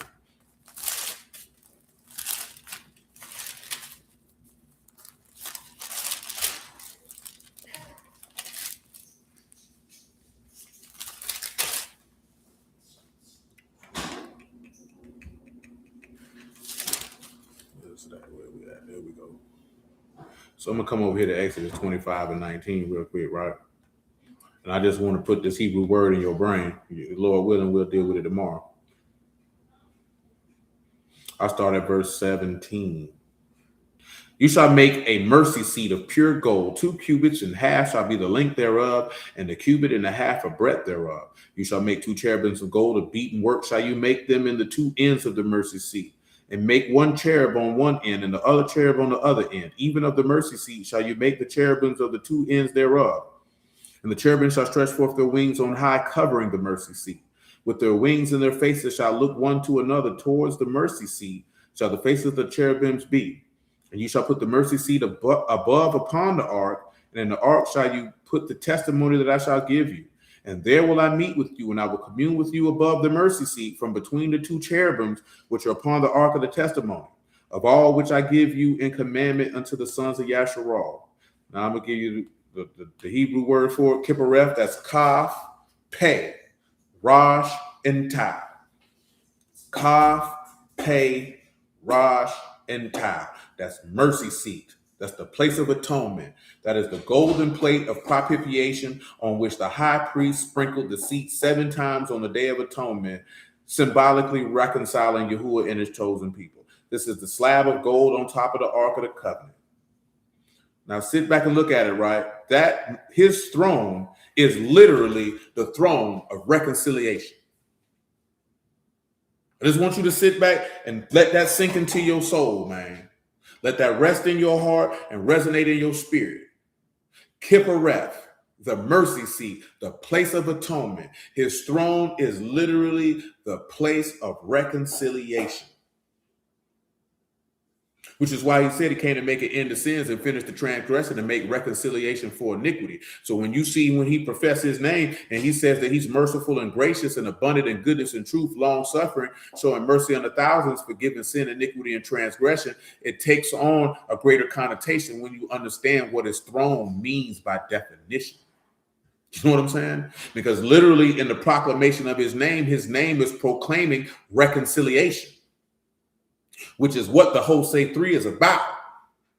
It's reconciliation, which is what the devising a means to bring his banished back to him is about. It's reconciliation, which is why he tell you, forbear one another, forgive one another in love, and put on the bond of perfectness, which is love. See, individuals hear that's that Christian stuff that weak. Nah, nigga, that's God, stupid. So when he tell you Alahym is love, that's why he tell you that. Indeed, his mercy when it comes to sinners, because he desires to be reconciled. And that's why I mentioned that earlier before about the natural aspect of people being unfaithful and individuals saying, nah, because man or woman in the flesh genuinely is not going to go for that. But he said, I'll come up with a means to make you new so that I can be a spouse to this chaste virgin. And what's going to make you new is I got to pay this endowment and this dowry. I got to be endowed to you, which means I got to pay this purchase price. And this purchase price is the kofar, or the price of the life in my blood. See, as I've told you before, like a lot of times the only thing we want to look back is, oh, he redeemed Israel from the curses and it's only for Israel. Woo, woo, woo. And they ain't understanding. And praise be to Alahym in the name of Yahushua, because we understand these things. So, let his Kadash name be esteemed. We know we can look at Matthew and say, okay, this is the tie to Abraham and David. We could look at Luke and, okay, this is the tie to Adam. Because whether anybody want to look at it, whether Asian, whether Caucasian, whether Arab, whether East Indian, whether African, or whether so-called Negro, you all come from Adam. And you all die. As Paul put it, in Adam, you all die. So Adam is the Gaal, or the kinsman redeemer unto everybody. So therefore, Yahushua has to be the Gaal. I meant to say it that way. That Yahushua is the Gaal, the kinsman redeemer to everybody, because everybody comes from Adam, and Eve is the mother of all living.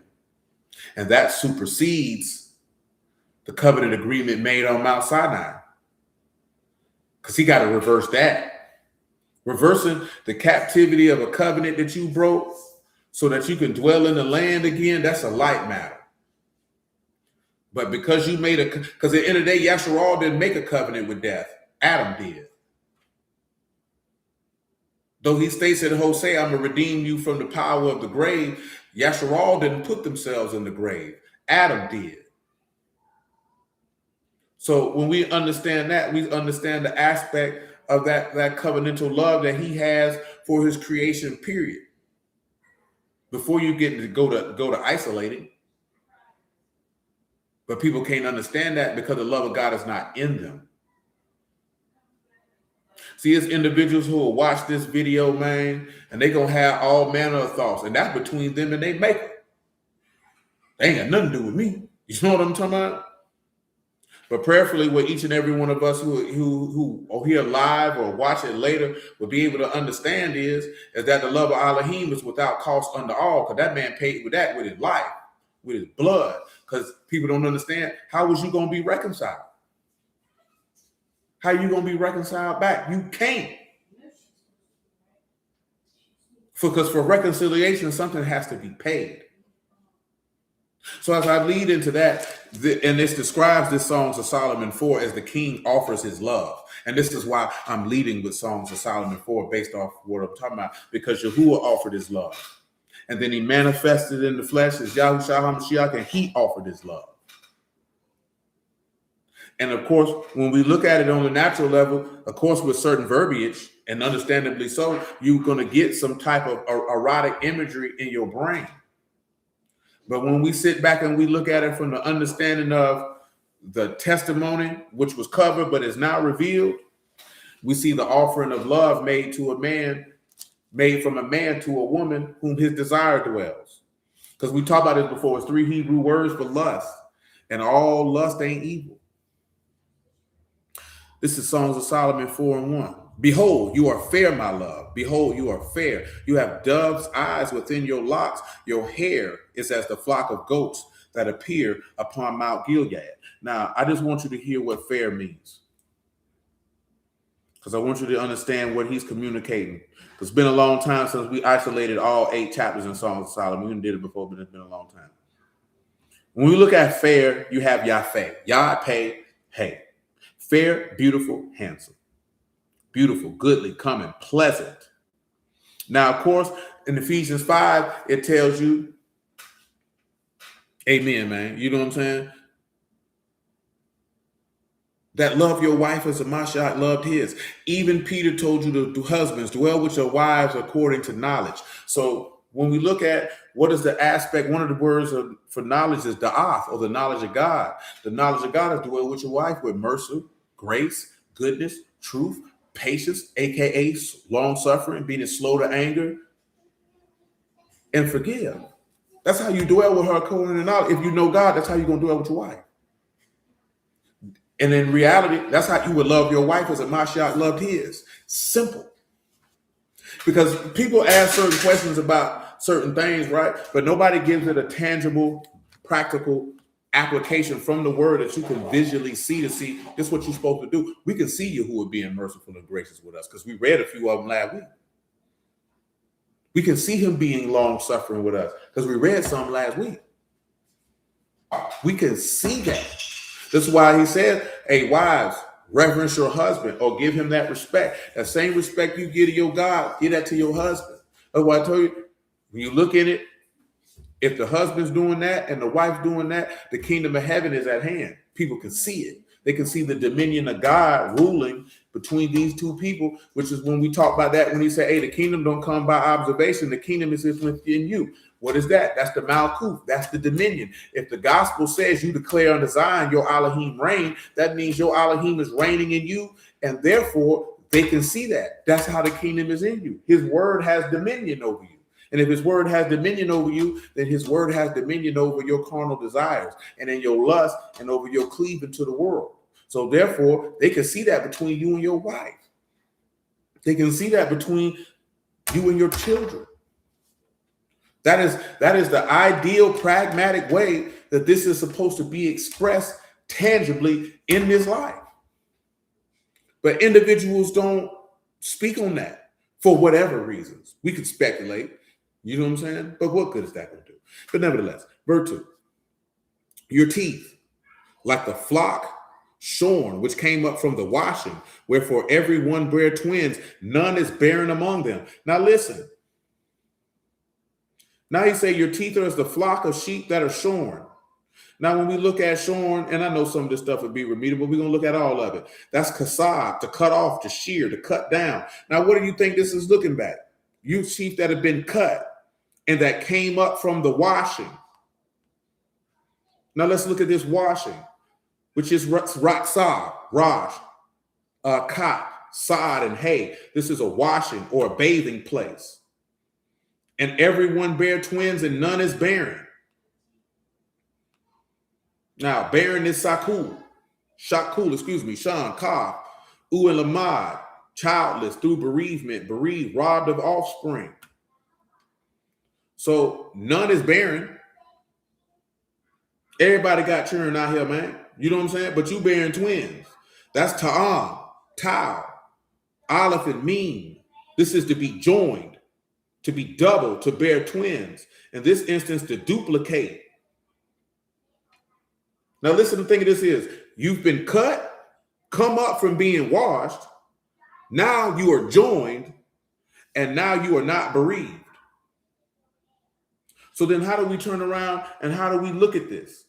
Well, we look at this in this aspect. Let's take a look. Romans 6, real simple, because now you see an element of the baptism. And if you see the element of the baptism, now what are you seeing? You're seeing the element of sacrificial love. What are you seeing? If you come up at the sheep that are shorn, what have you done? One, you've cut off these things because you came up from the wash and now you join to your God. And now you won't be barren. And we'll go to 2 Peter 1 to look at what that looks like to not be barren. So Romans 6 and 1 real quick, like, man. What shall we say then? Shall we continue in sin? We ain't got to read all that. Let me go to verse 3. Now you know you not that so many of us were immersed in the Yahuah HaMashiach, were immersed into his death. Therefore, we are buried with him by immersion into death, that like as a Mashiach was raised up from the dead by the esteem of the Abba, even so also we should walk in newness of life. For if we have been planted together in the likeness of his death, the ta'am, or the twins, we shall also be in the likeness of his resurrection, knowing this, that our old man is crucified with him. Now you've been shorn, that the body of sin might be destroyed, that henceforth we should not serve sin, for he that is dead is free from sin. Now I'm going to drop down some to verse 19. I speak after the manner of men. This is the epistle of the Romans, chapter 6, verse 19. I speak after the manner of men because of the infirmity of your flesh. For as you've yielded your members' servants to uncleanliness and to iniquity unto iniquity, even so now yield your members' servants to righteousness unto Kadash. For when you were the servants of sin, you were free from righteousness. What fruit had you in those things where you are now ashamed? For the end of those things is death. But now being made free from sin and become the servants of Alahym, you have your fruit unto Kadash and the end everlasting life. So come over here to 2 Peter 1 and let's look at how you would not be barren. Now we don't have the time to go through it like we have in the past and break down every single solitary thing and what that looked like. But we'll go to 2 Peter 1 and 3. According as this is the epistle, the second epistle of Peter, chapter 1, verse 3. According as his divine power have given us to all things that unto life and godliness through the knowledge of him that have called us to glory and virtue, whereby are given unto us exceeding great and precious promises, that by these you might be partakers of the divine nature, having escaped the corruption that is in the world through lust. And besides these, giving all diligence, add to your faith virtue, and to virtue knowledge, and to knowledge temperance, and to temperance patience, and to patience godliness, and to godliness brotherly kindness, and to brotherly kindness love. For if these things be in you and abound, they will make you that you shall neither be barren nor unfruitful in the knowledge of our Lord Yahuah HaMashiach. So when we come back to Songs of Solomon 4, of how he is describing this woman. He is describing this woman who has been cut, washed, and joined, and that she will forever bring forth fruit. I'll read the verse again. This is Songs of Solomon 4 and 2. Your teeth are like the flock shorn, which come up from the washing, where for every one bear twins, and none is barren among you. So what did it mean? If we've cut off the body of sin by taking up our stake daily and following him, and we've been washed, not the putting away the filthiness of the flesh, but towards a good conscience towards Alahym through immersion, and now we join to him, why are we not producing fruit? Until John 15.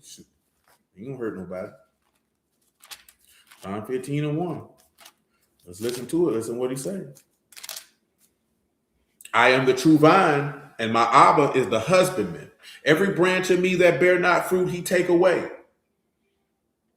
And every branch that bear fruit, he purge it, that it bring forth more fruit.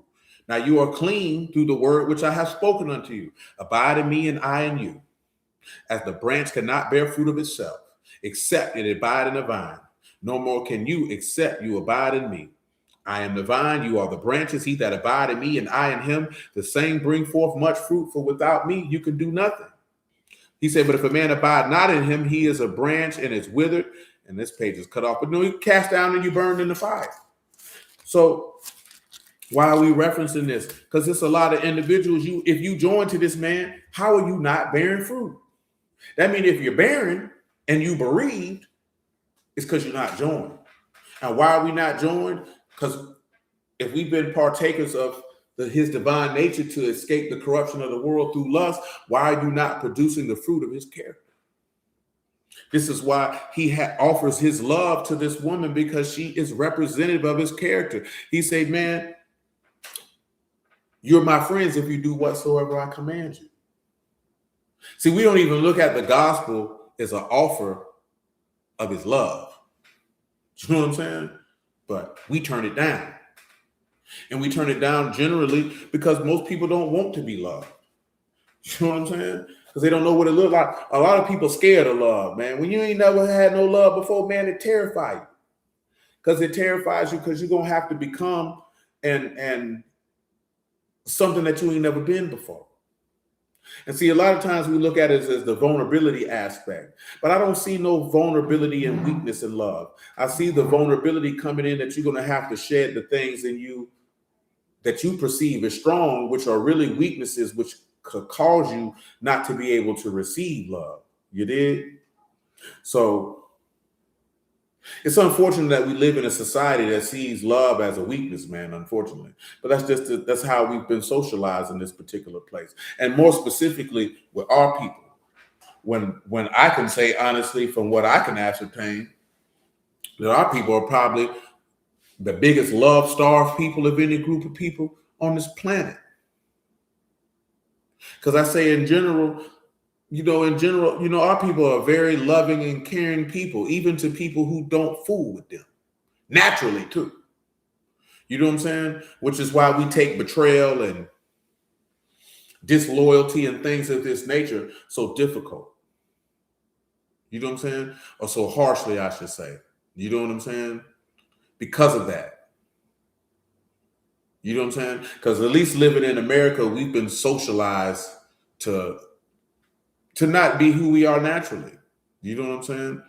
Like just in general, from my estimation, from my observation, because I've been black my whole life. So obviously I've been around, quote unquote, black people. This is in general a loving, caring group of people. Just in general. You see what I'm saying? Our biggest issue is we always comparing and contrasting to what we see other people doing and be like, oh, they got love and care for people, and you disregard the disjointed and strife and contention that they have amongst themselves because you only want to focus that what our people got, as if them people ain't got it too. And you disregard the love, care, and kindness and unity that our people exhibit all the time. But you wanted to look at how you think white people do it. Or how Hispanic people do it, and you disregard how your people do it. Because you think all white people and Hispanic people are unified. They're not. They got the same. Listen, I've seen, it's been a few sisters who've been murdered recently, that their stories are going to got around. But somebody put the numbers up of men who killed their spouse, and 70% of them are white men. But we've been socialized to believe that black men are just out here killing black women at an alarming rate. And you don't realize that white men been killing their old ladies consistently at high numbers. But obviously you're not going to see it that way because you don't live around white people. So the things that pertain to white people and the proclivities of wickedness that they have, you don't see that because you don't look at them as the standard bearer for evil. You do in some areas, but in totality, you don't. You look at yourself as a standard bearer for evil. You don't realize that you allow someone to socialize you to believe that your women are inherently more evil than any other woman in this country. You've allowed these people to socialize you to believe that your men are inherently evil than any other man in this country, not realizing the people who socialize you to believe that are are infinitely more evil than you in application of behavior. That they lack extreme levels of empathy and compassion and mercy and long suffering. Then you have exponentially more, but you've let them believe that you don't. And that's why we're fragmented, because you've let somebody else tell you who you are. You've let somebody else tell you how you behave. You've let somebody else tell you how to care for yourself. But that's social engineering for you. Nevertheless, Songs of Solomon 4:3. Your lips are like the thread of scarlet. Your speech is comely. Your temples like the piece of a pomegranate within your locks. Let's see what we can derive out of that. Now you say your lips are as a thread. When you look at a thread, it's kut, katu, and sama. This is a thread, a measuring tape, a line, a thread. Now, it should be two places in this book that come to your mind when you say your lips are like the thread of scarlet. One in particular. Now, when you look at scarlet here, it's shane, and it's that same word from Isaiah 14. This is shan and noon, scarlet or crimson, or the insect coccus ilicis, the dried body of the female yielding coloring matter from which is made the dye used for cloth to color it scarlet or crimson. Stuff dyed with it, crimson. And he said, your speech is beautiful. Your lips are as the thread, which is your safar, and your speech, your midbar. Now, that is your mouth as an organ of speech. Midbar is also the word for wilderness. Then it says your temples, which is rakah, the temple of the head, the side of the head, properly, thinness. And I know some of these things are self-explanatory, but we don't run them all down because I ain't in no hurry. What do you think this means when you say your lips are like a thread of scarlet and your mouth is comely? Oh, out of this Blue Letter Bible, you just download that junk on your phone. You can tap on it, each word. Jess can probably show you what it is. Come over here to Genesis, right? Genesis 38.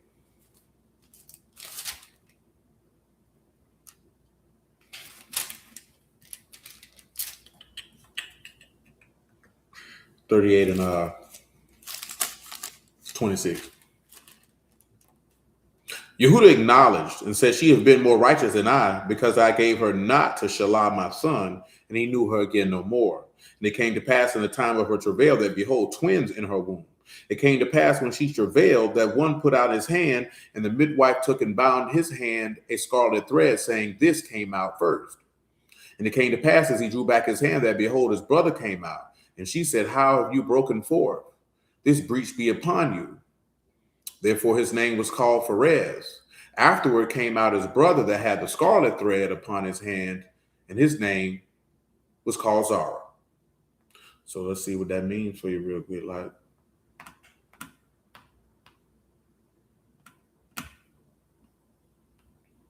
so when you look at Zara, it means rising. Zayin, Rosh, and Kat. A Tau, excuse me. Zayin, Rosh, and Tau. Rising. Now, what do you think this means? Now, here comes out second, but he that breached came out first. But he that rises. So on, man. He that rises. You see what I'm saying? Now, think about that. I'll get that scarlet thread for you. See if it's the same thing we see here, man, and what we just left from.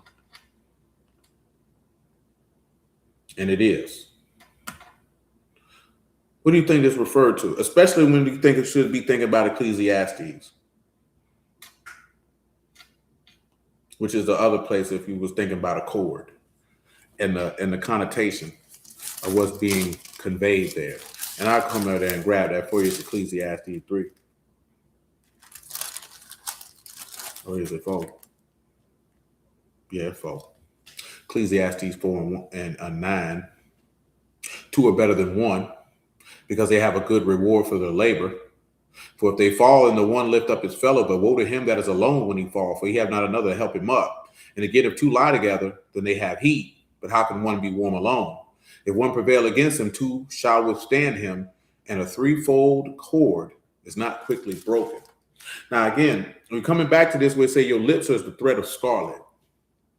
So, of course, that scarlet representing, the dried blood of that particular worm that dyes it. You see that with the what I thought was going to be the firstborn, but there was a breach upon him that rises. So now when you look at the aspect of your lips are like the thread of scarlet.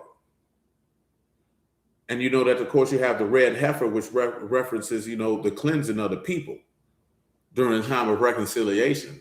So the lips or the words are as scarlet or as the words of reconciliation. This is what he's saying as he's speaking about this woman. And your speech is comely. Your words of your mouth are beautiful.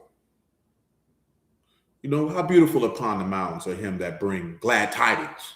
You know what I'm saying? That publish shalom, that publish salvation, that say unto Zion, your Alahym has dominion. But let's continue. This is verse 4 of Songs of Solomon 4. Your neck is like the tower of David, builded for an armory, whereon there hang 1,000 bucklers, all shields of mighty men. Your two breasts are like two young roes that are twins, which feed among the lilies. Until the daybreak and the shadows flee away, I will get to me the mountain of myrrh, unto the hill of frankincense. Now, we already know that when you look at the shadows fleeing away, that's speaking to us about Shamahin rolling up like a scroll. Now, when we look at the daybreak, that take us to Zechariah 14. They say, that there'll be a time known unto Yahuah that in evening time it shall be light. He said, but until that time, I'm going to get me to the mountain of myrrh, until the hill of frankincense. In verse 7, he said, you are fair, my love. There's no spot in you. Now, let's sit back and look at that. What does he mean there's no spot in you? Well, you should know what that means. There's no blemish in you.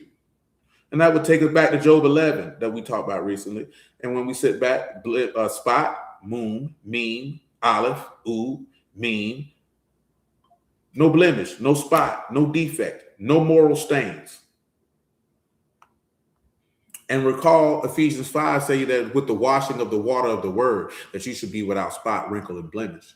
And we talk about that, Job 11 say, if there be iniquity in your tabernacles, put it far from you. Then you can lift up your face without spot. So when he looks at this woman who's professing his love to, she has no sin. This is why he loves her in this capacity. This is taking us back to Hosea 3 again. Love a woman, beloved of her friend, better yet an adulteress, like the children of Israel who look unto idols and love flagons of wine. Buy her to you for 15 pieces of silver and a homer of barley, and she'll be for you and I'll be for you, and you won't be for another man. Why? Because he's seen a woman who was not betrothed, and he endowed her to him. He paid the price. That price he paid for with his life. And when he paid that price, it was to make her without spot, wrinkle, and blemish, to bring a means to bring his banished back to him. So that when she be married to another, she don't be called an adulteress. This is a literal manifestation of how merciful and gracious he is, which is why when we talked about Hebrews 4 last week, when he said, hey, man, come to the throne of grace for help in the time of need. That's why it's called the mercy seat. Come to the throne of reconciliation. I did all this so I could be reconciled back. See, listen, man, and this is why Romans 5 say that, man, ain't nobody finna go through all that, man. Not no natural person. Not finna go through all that. And hallelujah for Yahushua, you know what I'm saying, in this regard. Because I know a lot of people look at other, quote unquote, religious systems and things of this nature. But by the grace of Yahushua to understand the testimony, this is why we fool with him. That's why, hey, you rock with Allah, you rock with that. I see the mercy of God in this man's testimony through this text. We don't view it the same. You know what I'm saying? And that's fine. He told you. Well, he told his apostles in this bearing witness, he said, hey, man, blessed are your eyes for they see, and blessed are your ears for they hear. For if any righteous man have desire to see the things and hear the things that you hear and have not heard nor seen them. You know what I'm saying? Now you have to sit back and pause on that, man. He ain't allowing us to gather this information to be able to see this for defecation and giggles, if you would. You see what I'm saying? To be able to look at, we know this is so you can internalize it and bring forth the fruit unto life, that when they see you, they see him. That's the goal. That's how your name get written in heaven. All this other stuff niggas on, man, nigga ain't on that. You know what I'm saying? I ain't got to walk around here and wave no Israelite banner. I ain't got to walk around here and be like, your doctrine is terrible and this, that, there, and the third. You know, if I'm conversing with you and you sound stupid, I'll tell you that sounds stupid. I may not even tell you that. But what a greater concern has to be for us is to be better servants to your maker, better servants to your brother, better servants to your sister, better servants to your wife, better servants to your children. And an exemplary personification of the salvation that you've taken hold to. That's it. We ain't here to win no debates, no argument, no none of that. Never have been, never will. Nigga, don't care. Will we participate in conversation about the word? Sure. We can do that. It's not a problem. You know what I'm saying? Amen, Brother Herman, man. We could do that, but that's not the objective. The objective is the development of godliness in each and every one of us. That's the objective. That's what we sit here 3 times a week for. If that's not what you're sitting here for, I don't know what you're here for. You know what I'm saying? You might as well go somewhere else. Because see, most people are concerned with how many people they can bring in. I ain't never been concerned with that. Because if I was concerned with that, we could switch the message and we have way more people around here. You see what I'm saying? But what would we do that for? That's dumb.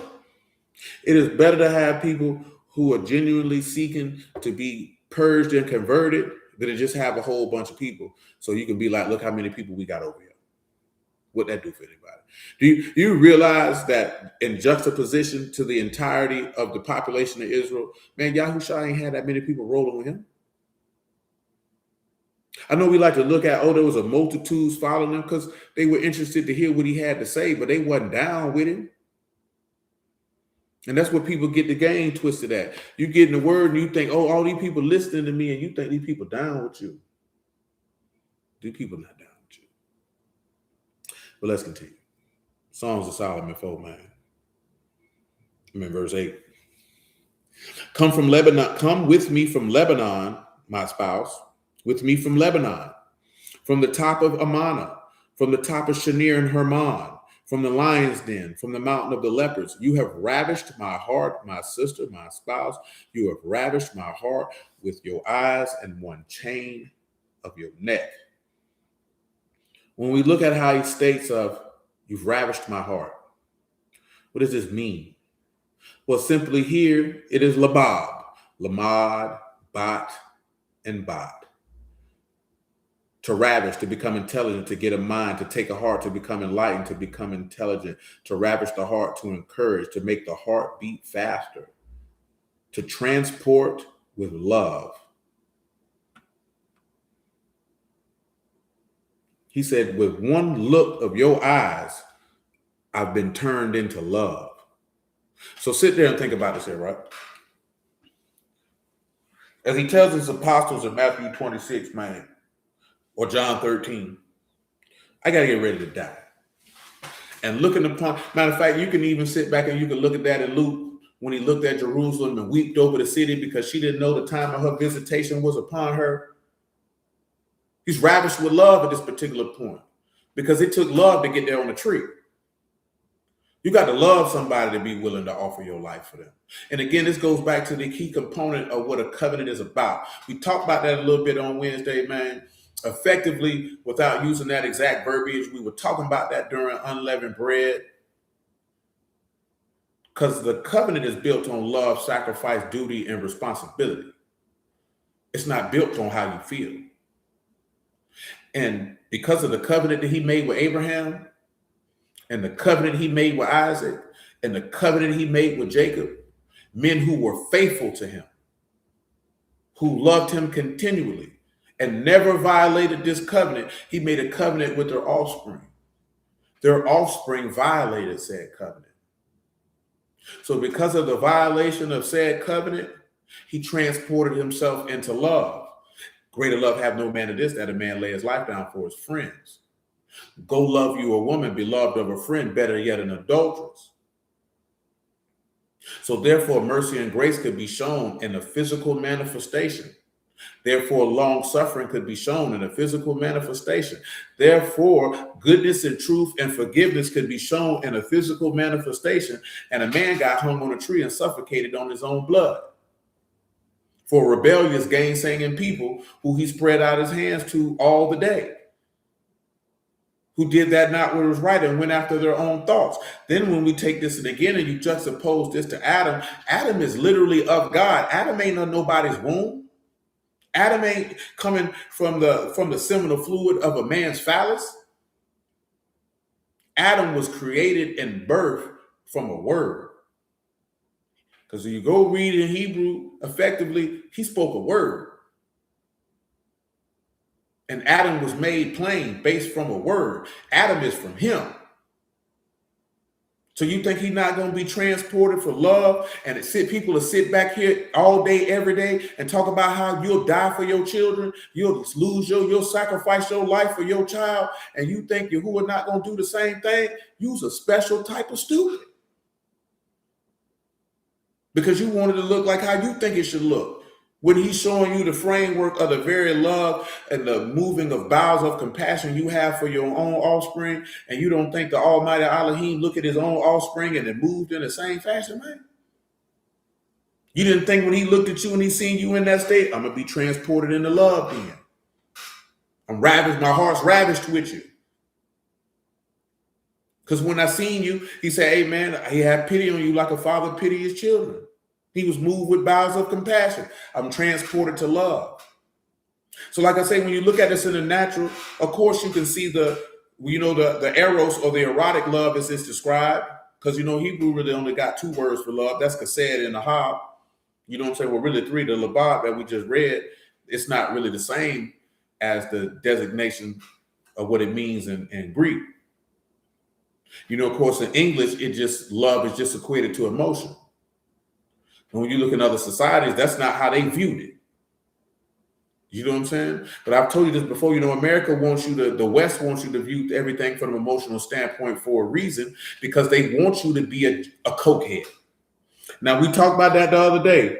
And when we first initially discussed this in February, that, falling in love release dopamine, among other cascades of chemicals from your brain. So I've always told you, they want you to be emotional because emotional people are easily controlled. So effectively, they want you to be a drug addict to your own chemical releases in your brain that will never cause you to think in a godly, spiritual, or even a logical fashion to combat the manipulation of damnation that they're proliferating throughout this entire God-forsaken place. Consistently. We ain't gonna see it that way. Because you're chasing a feeling. And it's hard for people to imagine that there are people out here who not chasing a feeling. Because people who get high for real, if you really talk to people who were druggies, they were chasing a high. They were chasing that first high they ever had. They were chasing it. And you got people chasing that high of love in this country every day.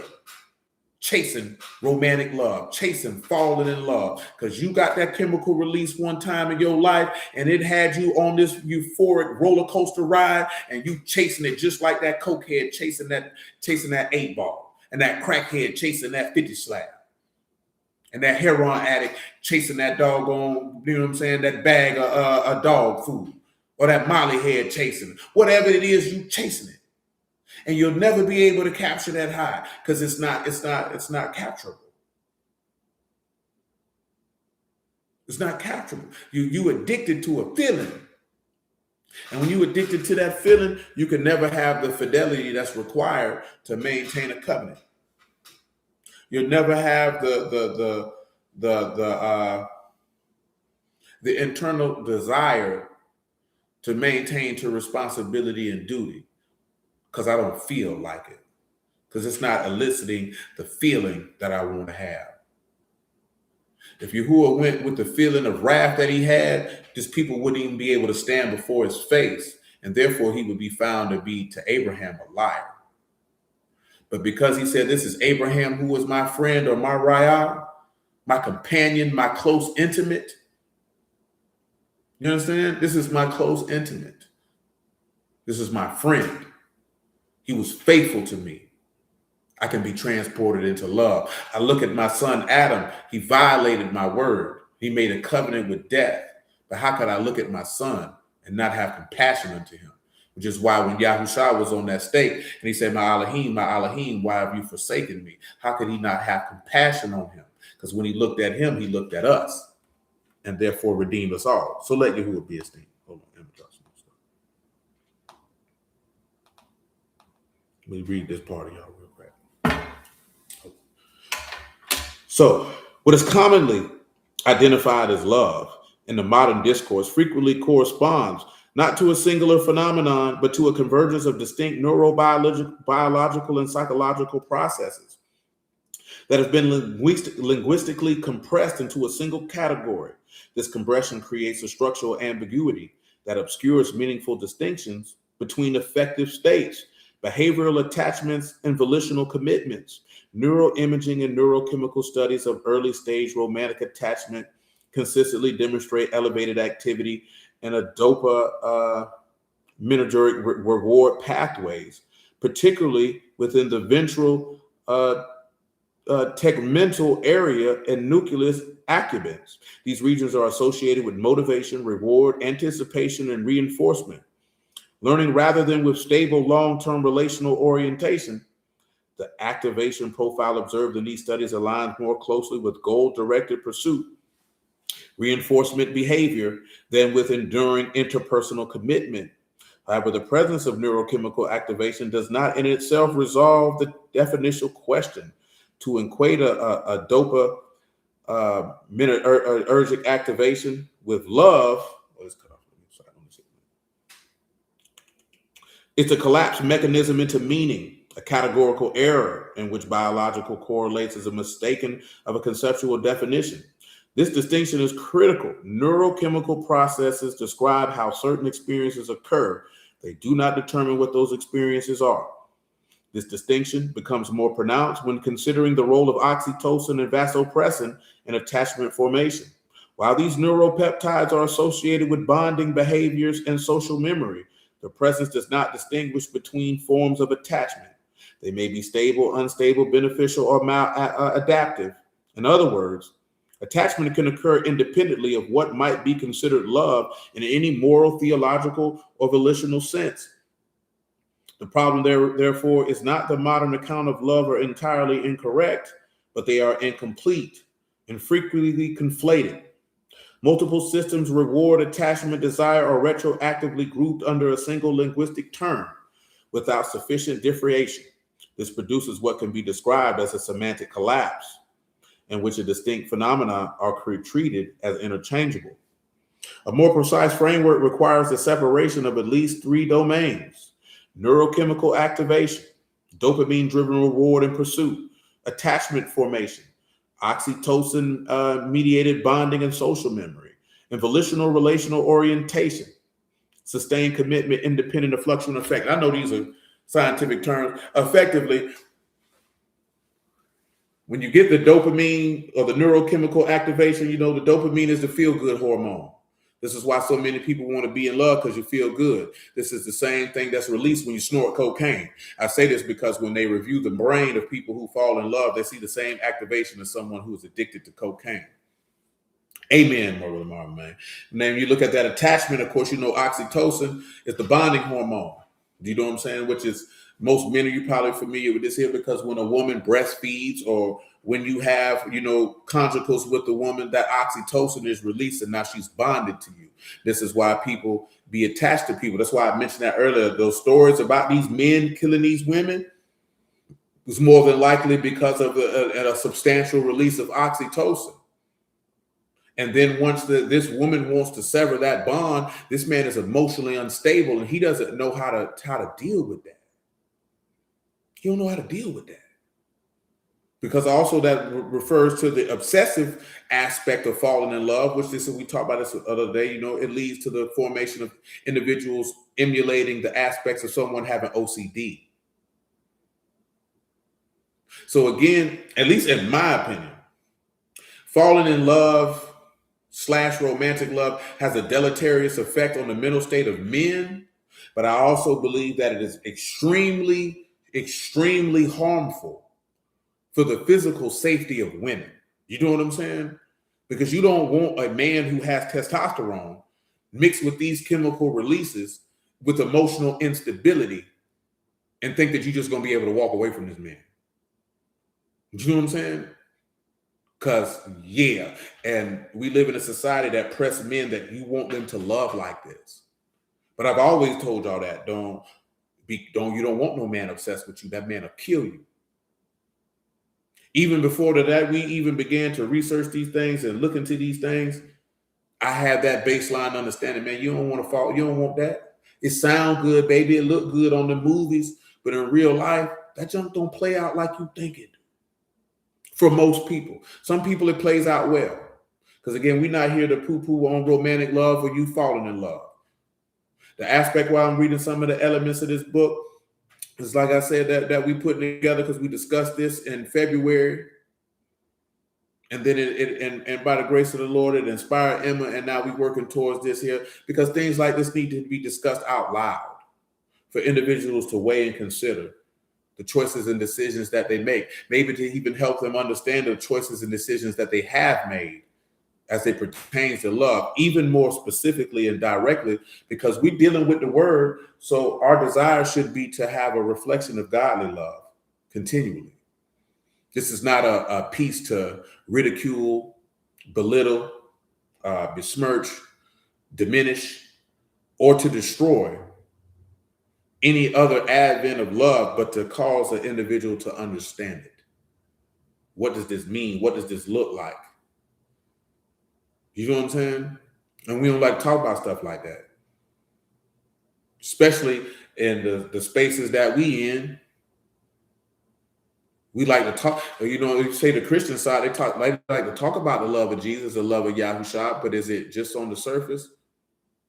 And Hebrews like to talk about love, but it's just keeping the commandments. They rather argue about things. We would rather hear that we be transformed into the sons or daughters of Alahym and be what it is that we desire, because we all human here. So it's going to be times where you weren't at your best. And it's going to be times when you're at your best. It's going to be times when your spouse is not at their best. And it's going to be times when they at their best. But if you entered into a covenant with this individual, love should, like some people say, don't get married for love. And I could understand why they would say that because they're looking at it from an emotional aspect. But if we say we in the word, you absolutely should be married for love because you're looking at it from a godly aspect. So that means we're looking at it from this covenantal aspect, because he said in Ezekiel 16, he said, I saw you and it was the time of love. So I entered into a covenant with you. He said, I saw you and you were naked. You was in your blood. Ain't nobody have compassion on you. Ain't nobody had no mercy on you. And when I saw you, I covered you. And I said, it's the time of love. And I entered into a covenant with you. Now, when you look at what he describes as being in the time of love, look at the things that he described that he did. His love wasn't based on how he felt. It was based on the covenantal responsibility and duty and actual tangibles. Not the tangibles of resources, but the tangibles of actual care and compassion and gentleness and long suffering and goodness. And sometimes even when you at odds with your spouse, you have to remember those things. That's why I would tell you, just got to lead with love. You can be upset, but we're going to leave. Man, Yahuah was upset with Yasharal all the time. He always led with love. That's where I got it from. Outside of being not living in a contentious household, but that's where I got it from. When they was in the wilderness, they tried this man all the time. He still led with love. He said, when you was in this wilderness, he said, man, did you go hungry? Did your clothes wax old? Did your shoes tear up? No. They were murmuring, they were complaining, they were blaspheming, they were bucking. He still led with love. This is emblematic of his character. So when you read that Alahym is love and everyone that is begotten of him love, how you understand what that means? We just not throwing random words out there, you did? People just be saying stuff. We not just saying stuff, man. And it's a day-by-day process, man. To continually move and perfect yourself to meet the high calling of Yahushua HaMashiach. Because if you ain't been called by him, why are you here? So that means you hear because you heard his call. You didn't hear me, you heard him. Because that's what people problem is. You ain't coming here to see me, you coming here to see him. All me or anyone else that does what I do is just a vessel of administration of the salvation of the living Alahym. Yahuah of hosts is his name. Because he say his sheep hear his voice, not my voice. That means you supposed to be hearing the word, because he that is Alahym hears Alahym's words. Straight up and down. That your faith and hope might be in God. The people problem is your faith and hope is in man. And you looking to man. And a lot of these niggas looking to exert power and control to make up for their deficiencies and lack of progress and success in life. They don't care about us. They don't care about our God either. Some of these bald head scallywag hoes too. But nevertheless, man. Now, when you look at volitional relational orientation, of course, that's the sustained commitment in the, that's a fluctuating release of chemicals which dictate how you relate to individuals. You know what I'm saying? Praise you. He said that only the third category begins to approach what may be meaningfully defined as love in a durable and non-reductive sense. The failure to maintain these distinctions result in persistent misidentification, wherein transient states are interpreted as enduring realities, where intensity is mistaken for substance. And that's what people get most twisted at. You have this intense emotional rush and feeling, and you think that that's substantive. But for us, the substance is based off of Yahuah is the sure foundation, the chief cornerstone. Him that believe in him shall not be ashamed. You know what I'm saying? So we build on that foundation. And that foundation is literally built on Yahuah Alahym, merciful, gracious, abundant in goodness and truth, long suffering, showing mercy on 1,000, forgiving sin, iniquity, and transgression. That's what that foundation is built on.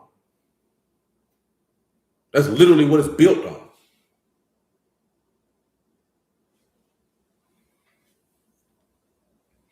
Limerence is not the structure, it is an invitation.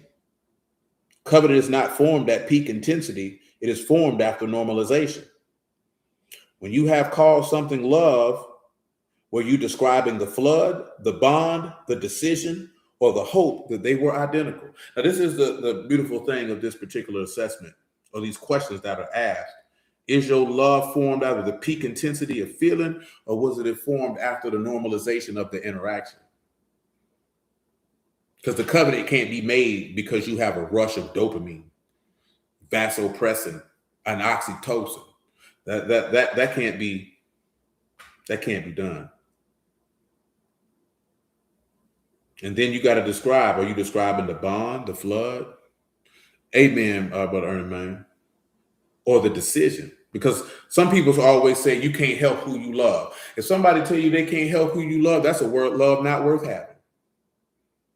That's a love not worth having. That means you just drop that anywhere. I don't want that.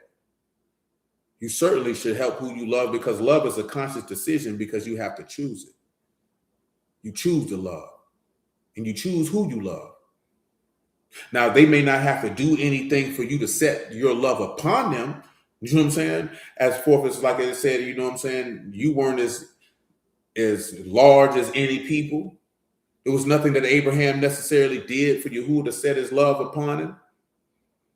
Now, who you choose to set your love upon is a choice that you make. And that person doesn't necessarily have to do anything that makes sense to anyone other than you. But you choose who you love, man. That's a choice, and that's a decision, and you make it every day. So why I told you, that ain't what it was, it's just in my brain. That's why I've always told you, man. They say love you too, man. That's why I always told you, man, like, it take effort not to love. You got to go out and you got to expend energy not to do that. You have to decide, I'm not loving. Or you can decide to love and just let it flow. You know what I'm saying? And let that be what it be. You know what I'm saying? Because it's the same way when people say they want unconditional love. If your love ain't got conditions, I don't want it. A love with no conditions is no love worth having. But we've been socialized differently, so you don't see it that way. Some people don't even realize, right, just growing up, man, especially understanding this here, like, a lot of ladies Want to be able to, like when you hear the lady say, "Oh, I feel like I can be myself with this individual," because they feel like they can express themselves without judgment. You know what I'm saying? See, it's a lot of things that if a lady will say, a lot of dudes will render. And I'm not talking about judgment as forth as right or wrong. You're going to come with some condemnation, some disgust, some disdain, or whatever the case may be. You know what I'm saying? Versus if an individual's here, hey, if that's what you did, that's what you did. There's no judgment attached. It's easier to get a certain type of love, dedication, and reciprocation from that woman in that capacity. It's not talking about just taking a woman who was around here being a trollop, but more so the aspect that she can express herself openly because they have more of a desire to do that. You know what I'm saying? And to them, that's love if I can be able to do that. You know what I'm saying? Which is why they want you to do that as a man, but you don't necessarily want love that way. But then when you turn around and you look at the text, your woman being able to do that, though it can be a hard road to travel as a man because of just how we wired. It said, hey man, pour out your thoughts to Yahuah. He's a refuge for us. That's what they want to be able to do. The difference is they trying to socialize you to want to see your woman as a refuge instead of seeing your God as one. They want you to pour out your heart to her instead of seeing your God. Same way we talk about your woman can't be no rock for you. Yahuah is your rock. Rocks don't move. Your woman can't carry your weight. And when I say carry your weight, I'm not even talking about your weight as forth as mentally, emotionally, or spiritually. Listen, I weigh 245 pounds. My wife can't carry that weight, man. I'm going to knock her over. She can't carry that weight. And she wasn't meant to. Because that's the weight that God was meant to carry. Matter of fact, I'll read it to you. I'll read Psalm 62, where I got that from. And then I'll read you Isaiah 46.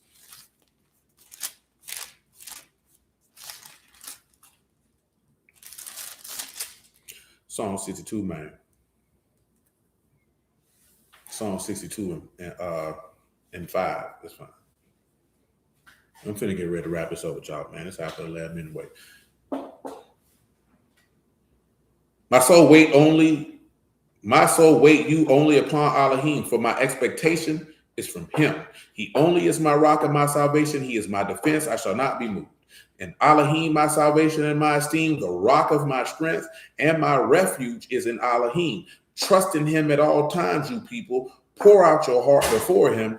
Alahym is a refuge for us. Selah.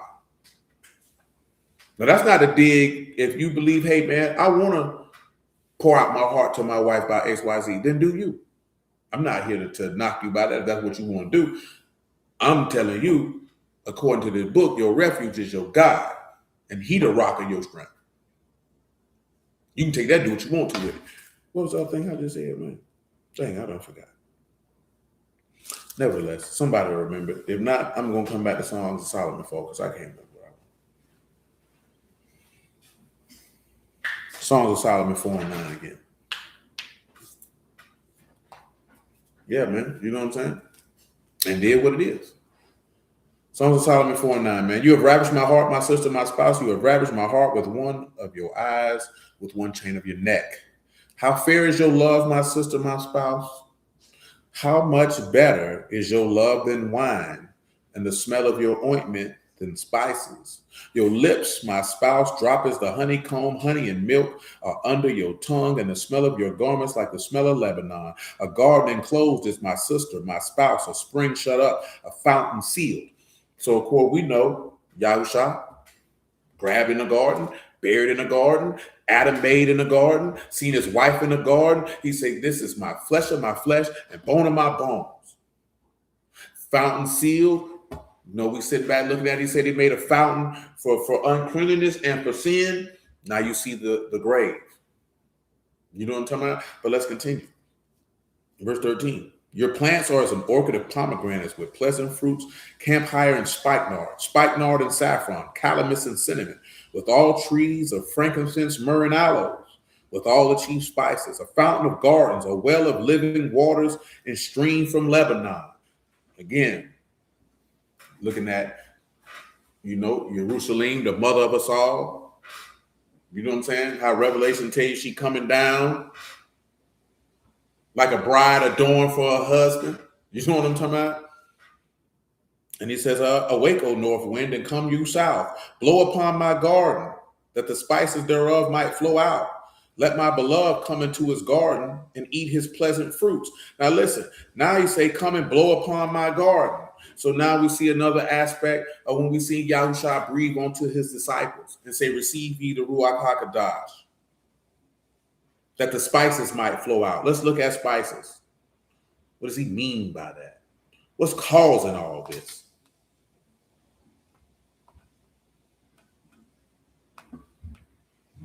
So when we look at spices, besim, bakshan, and mean, spice, balsam tree perfume, or sweet smell, or sweet odor.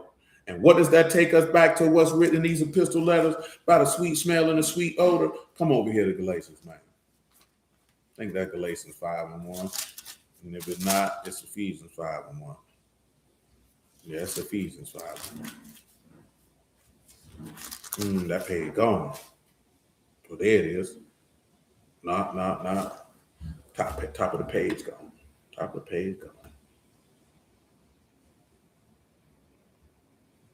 Ephesians 5:1 says this: Be ye therefore followers of Alahym, dear children, and walk in love as Mashiach also loved us, and have given himself for an offering and a sacrifice to Alahym for a sweet smelling savor.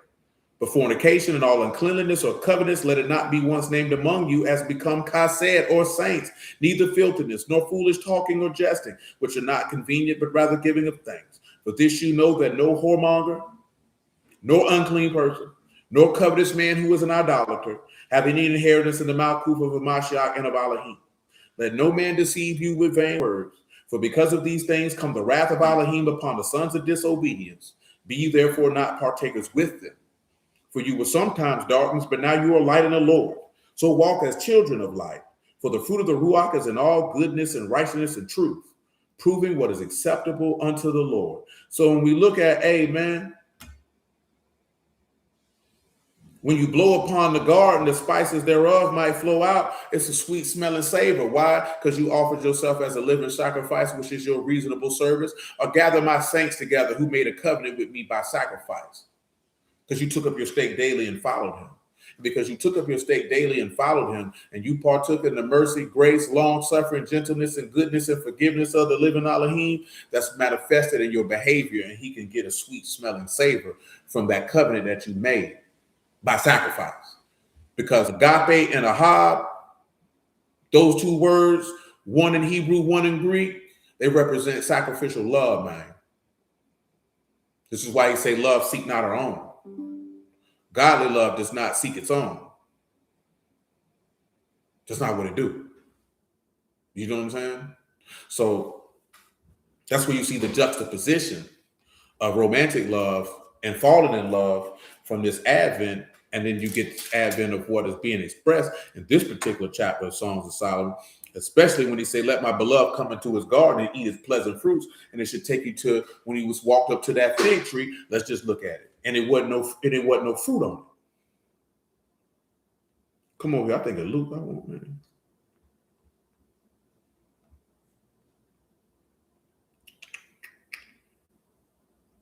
Luke 13. I'll start at verse 1 on the high, though. And we're going to get ready to slide on out of here. Perfectly, y'all understood all these things. I'll try to work the mercy seat in, y'all willing, on tomorrow. But if not, we just do another chapter, the Songs of Solomon. This is a dual thing. Because one, we talking about love. And two, I have to give my scriptural dissertation and assertion to the Songs of Solomon, because that's in the book that we putting together. So it allows me to not have to do a voice note. You can do this here, and she can take it, put it in there. It allows us to kill two birds with one stone.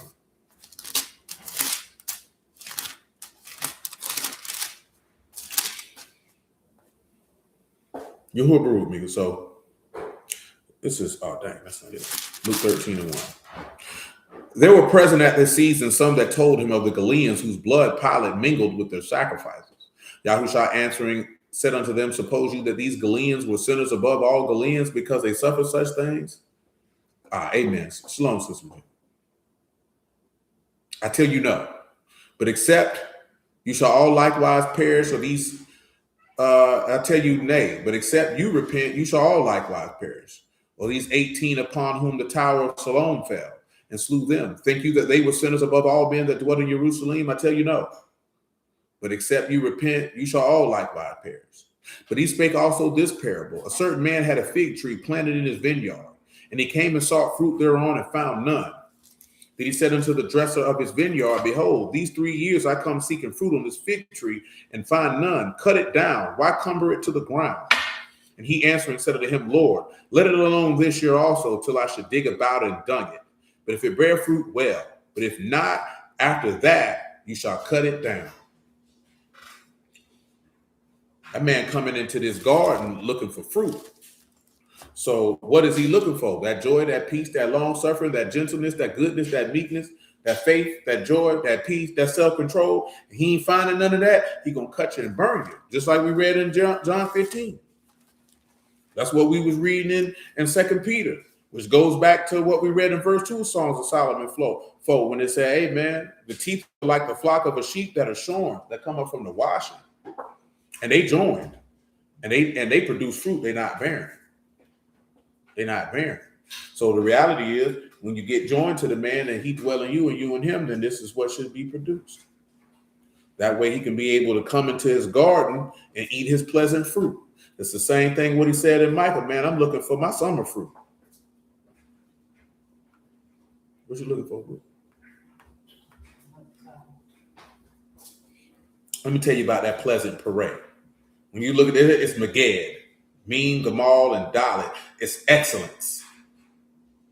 Something that's meant to be eminent, distinguished, something valuable. Excellence. And you know, fruit is parade. He's looking for an excellent offspring. What manner of love of the Father bestowed upon us that we should be called the sons of Alahym. That's why I say greater he that is in you than he that is in the world, because you excellent, because you have excellent produce. Why are you an excellent produce? Because the seed is the word of Alahym. And if you born of the word, if you born of Yahuah, then you would be of excellent fruit. Because that fruit, against such there is no law. Meaning you don't be condemned, therefore you don't die. Therefore the power of Alahym is made plain and manifest in all, which is why he told you, if you love one another, you should be my Taladim. But hallelujah for Yahuah in the word. Man, we're going to stop right here, man. 2.5 hours is more than sufficient. Y'all willing, man, we'll be back at it tomorrow. Programming note, I put it in the community tab. You did. Now tomorrow will be around that 2:30, 3 o'clock time period. But y'all willing, next week we'll be at the spot. Y'all willing, I can recall to remember to put in the community tab or the public post when we gonna be there, because every time we in the spot, we starting at 1:30 in that general time frame. It would be preferable for everybody to get there at 1, so we can get in and get settled in. You did, and then shoot by 1:30. Shortly thereafter, we can hit live and be gone. You know what I'm talking about? So, yeah, that's the play. Y'all willing from here on out. Anytime we at the building, man, that's what it is. When I say 1 o'clock, that's arrival time for people. Thank you. That's the arrival time for people who in the city. You know what I'm saying? For those of you on the stream, you ain't got to jump on here at 1 o'clock. You know what I'm saying? 1 o'clock is for people who here in the city. But prayerfully, the stream will start at 1:30 or shortly thereafter. You know what I'm saying? But prayerfully, y'all understood all these things. I know it's a lot of things to digest in one time, man. But you know, I thank Yahuah that even put it on his mind to want to go ahead and delve into writing something of this nature. Because, like I said, we discussed it as a group and we discussed things of this nature. Peace, Brother Omar. But to be able to put it in a comprehensive way with the help of Monsignor also, so that we can put this out in the open discussion. Because we're trying to set some stuff up, man, with people who have certain platforms where we can discuss these things. You know what I'm saying? And shoot, we about 9 subscribers short, so then I can be able to go live on the phone and we can discuss these things and things like that. Because that's probably what I would do. But going live from the phone, it'd be a little bit more informal. You know what I'm saying? And it won't be, you know what I'm saying? Regular whoop whoop whoop. That live notification could pop up at any time. To be 100% honest with you. I wouldn't be able to be live on Clubhouse though, streaming from my phone. But nevertheless, because things like that need to be put in the atmosphere, in my humble opinion. You know what I'm saying? And if he move us to do so, that's what we're gonna do. So again, I appreciate y'all. Bless y'all out of the house of Alahym in the name of Yahuah. Y'all willing, man. We'll be back at it on tomorrow. Make it do what it do. Until then. Yes, ma'am. I just want to add prayerfully that help her out of what we need to do.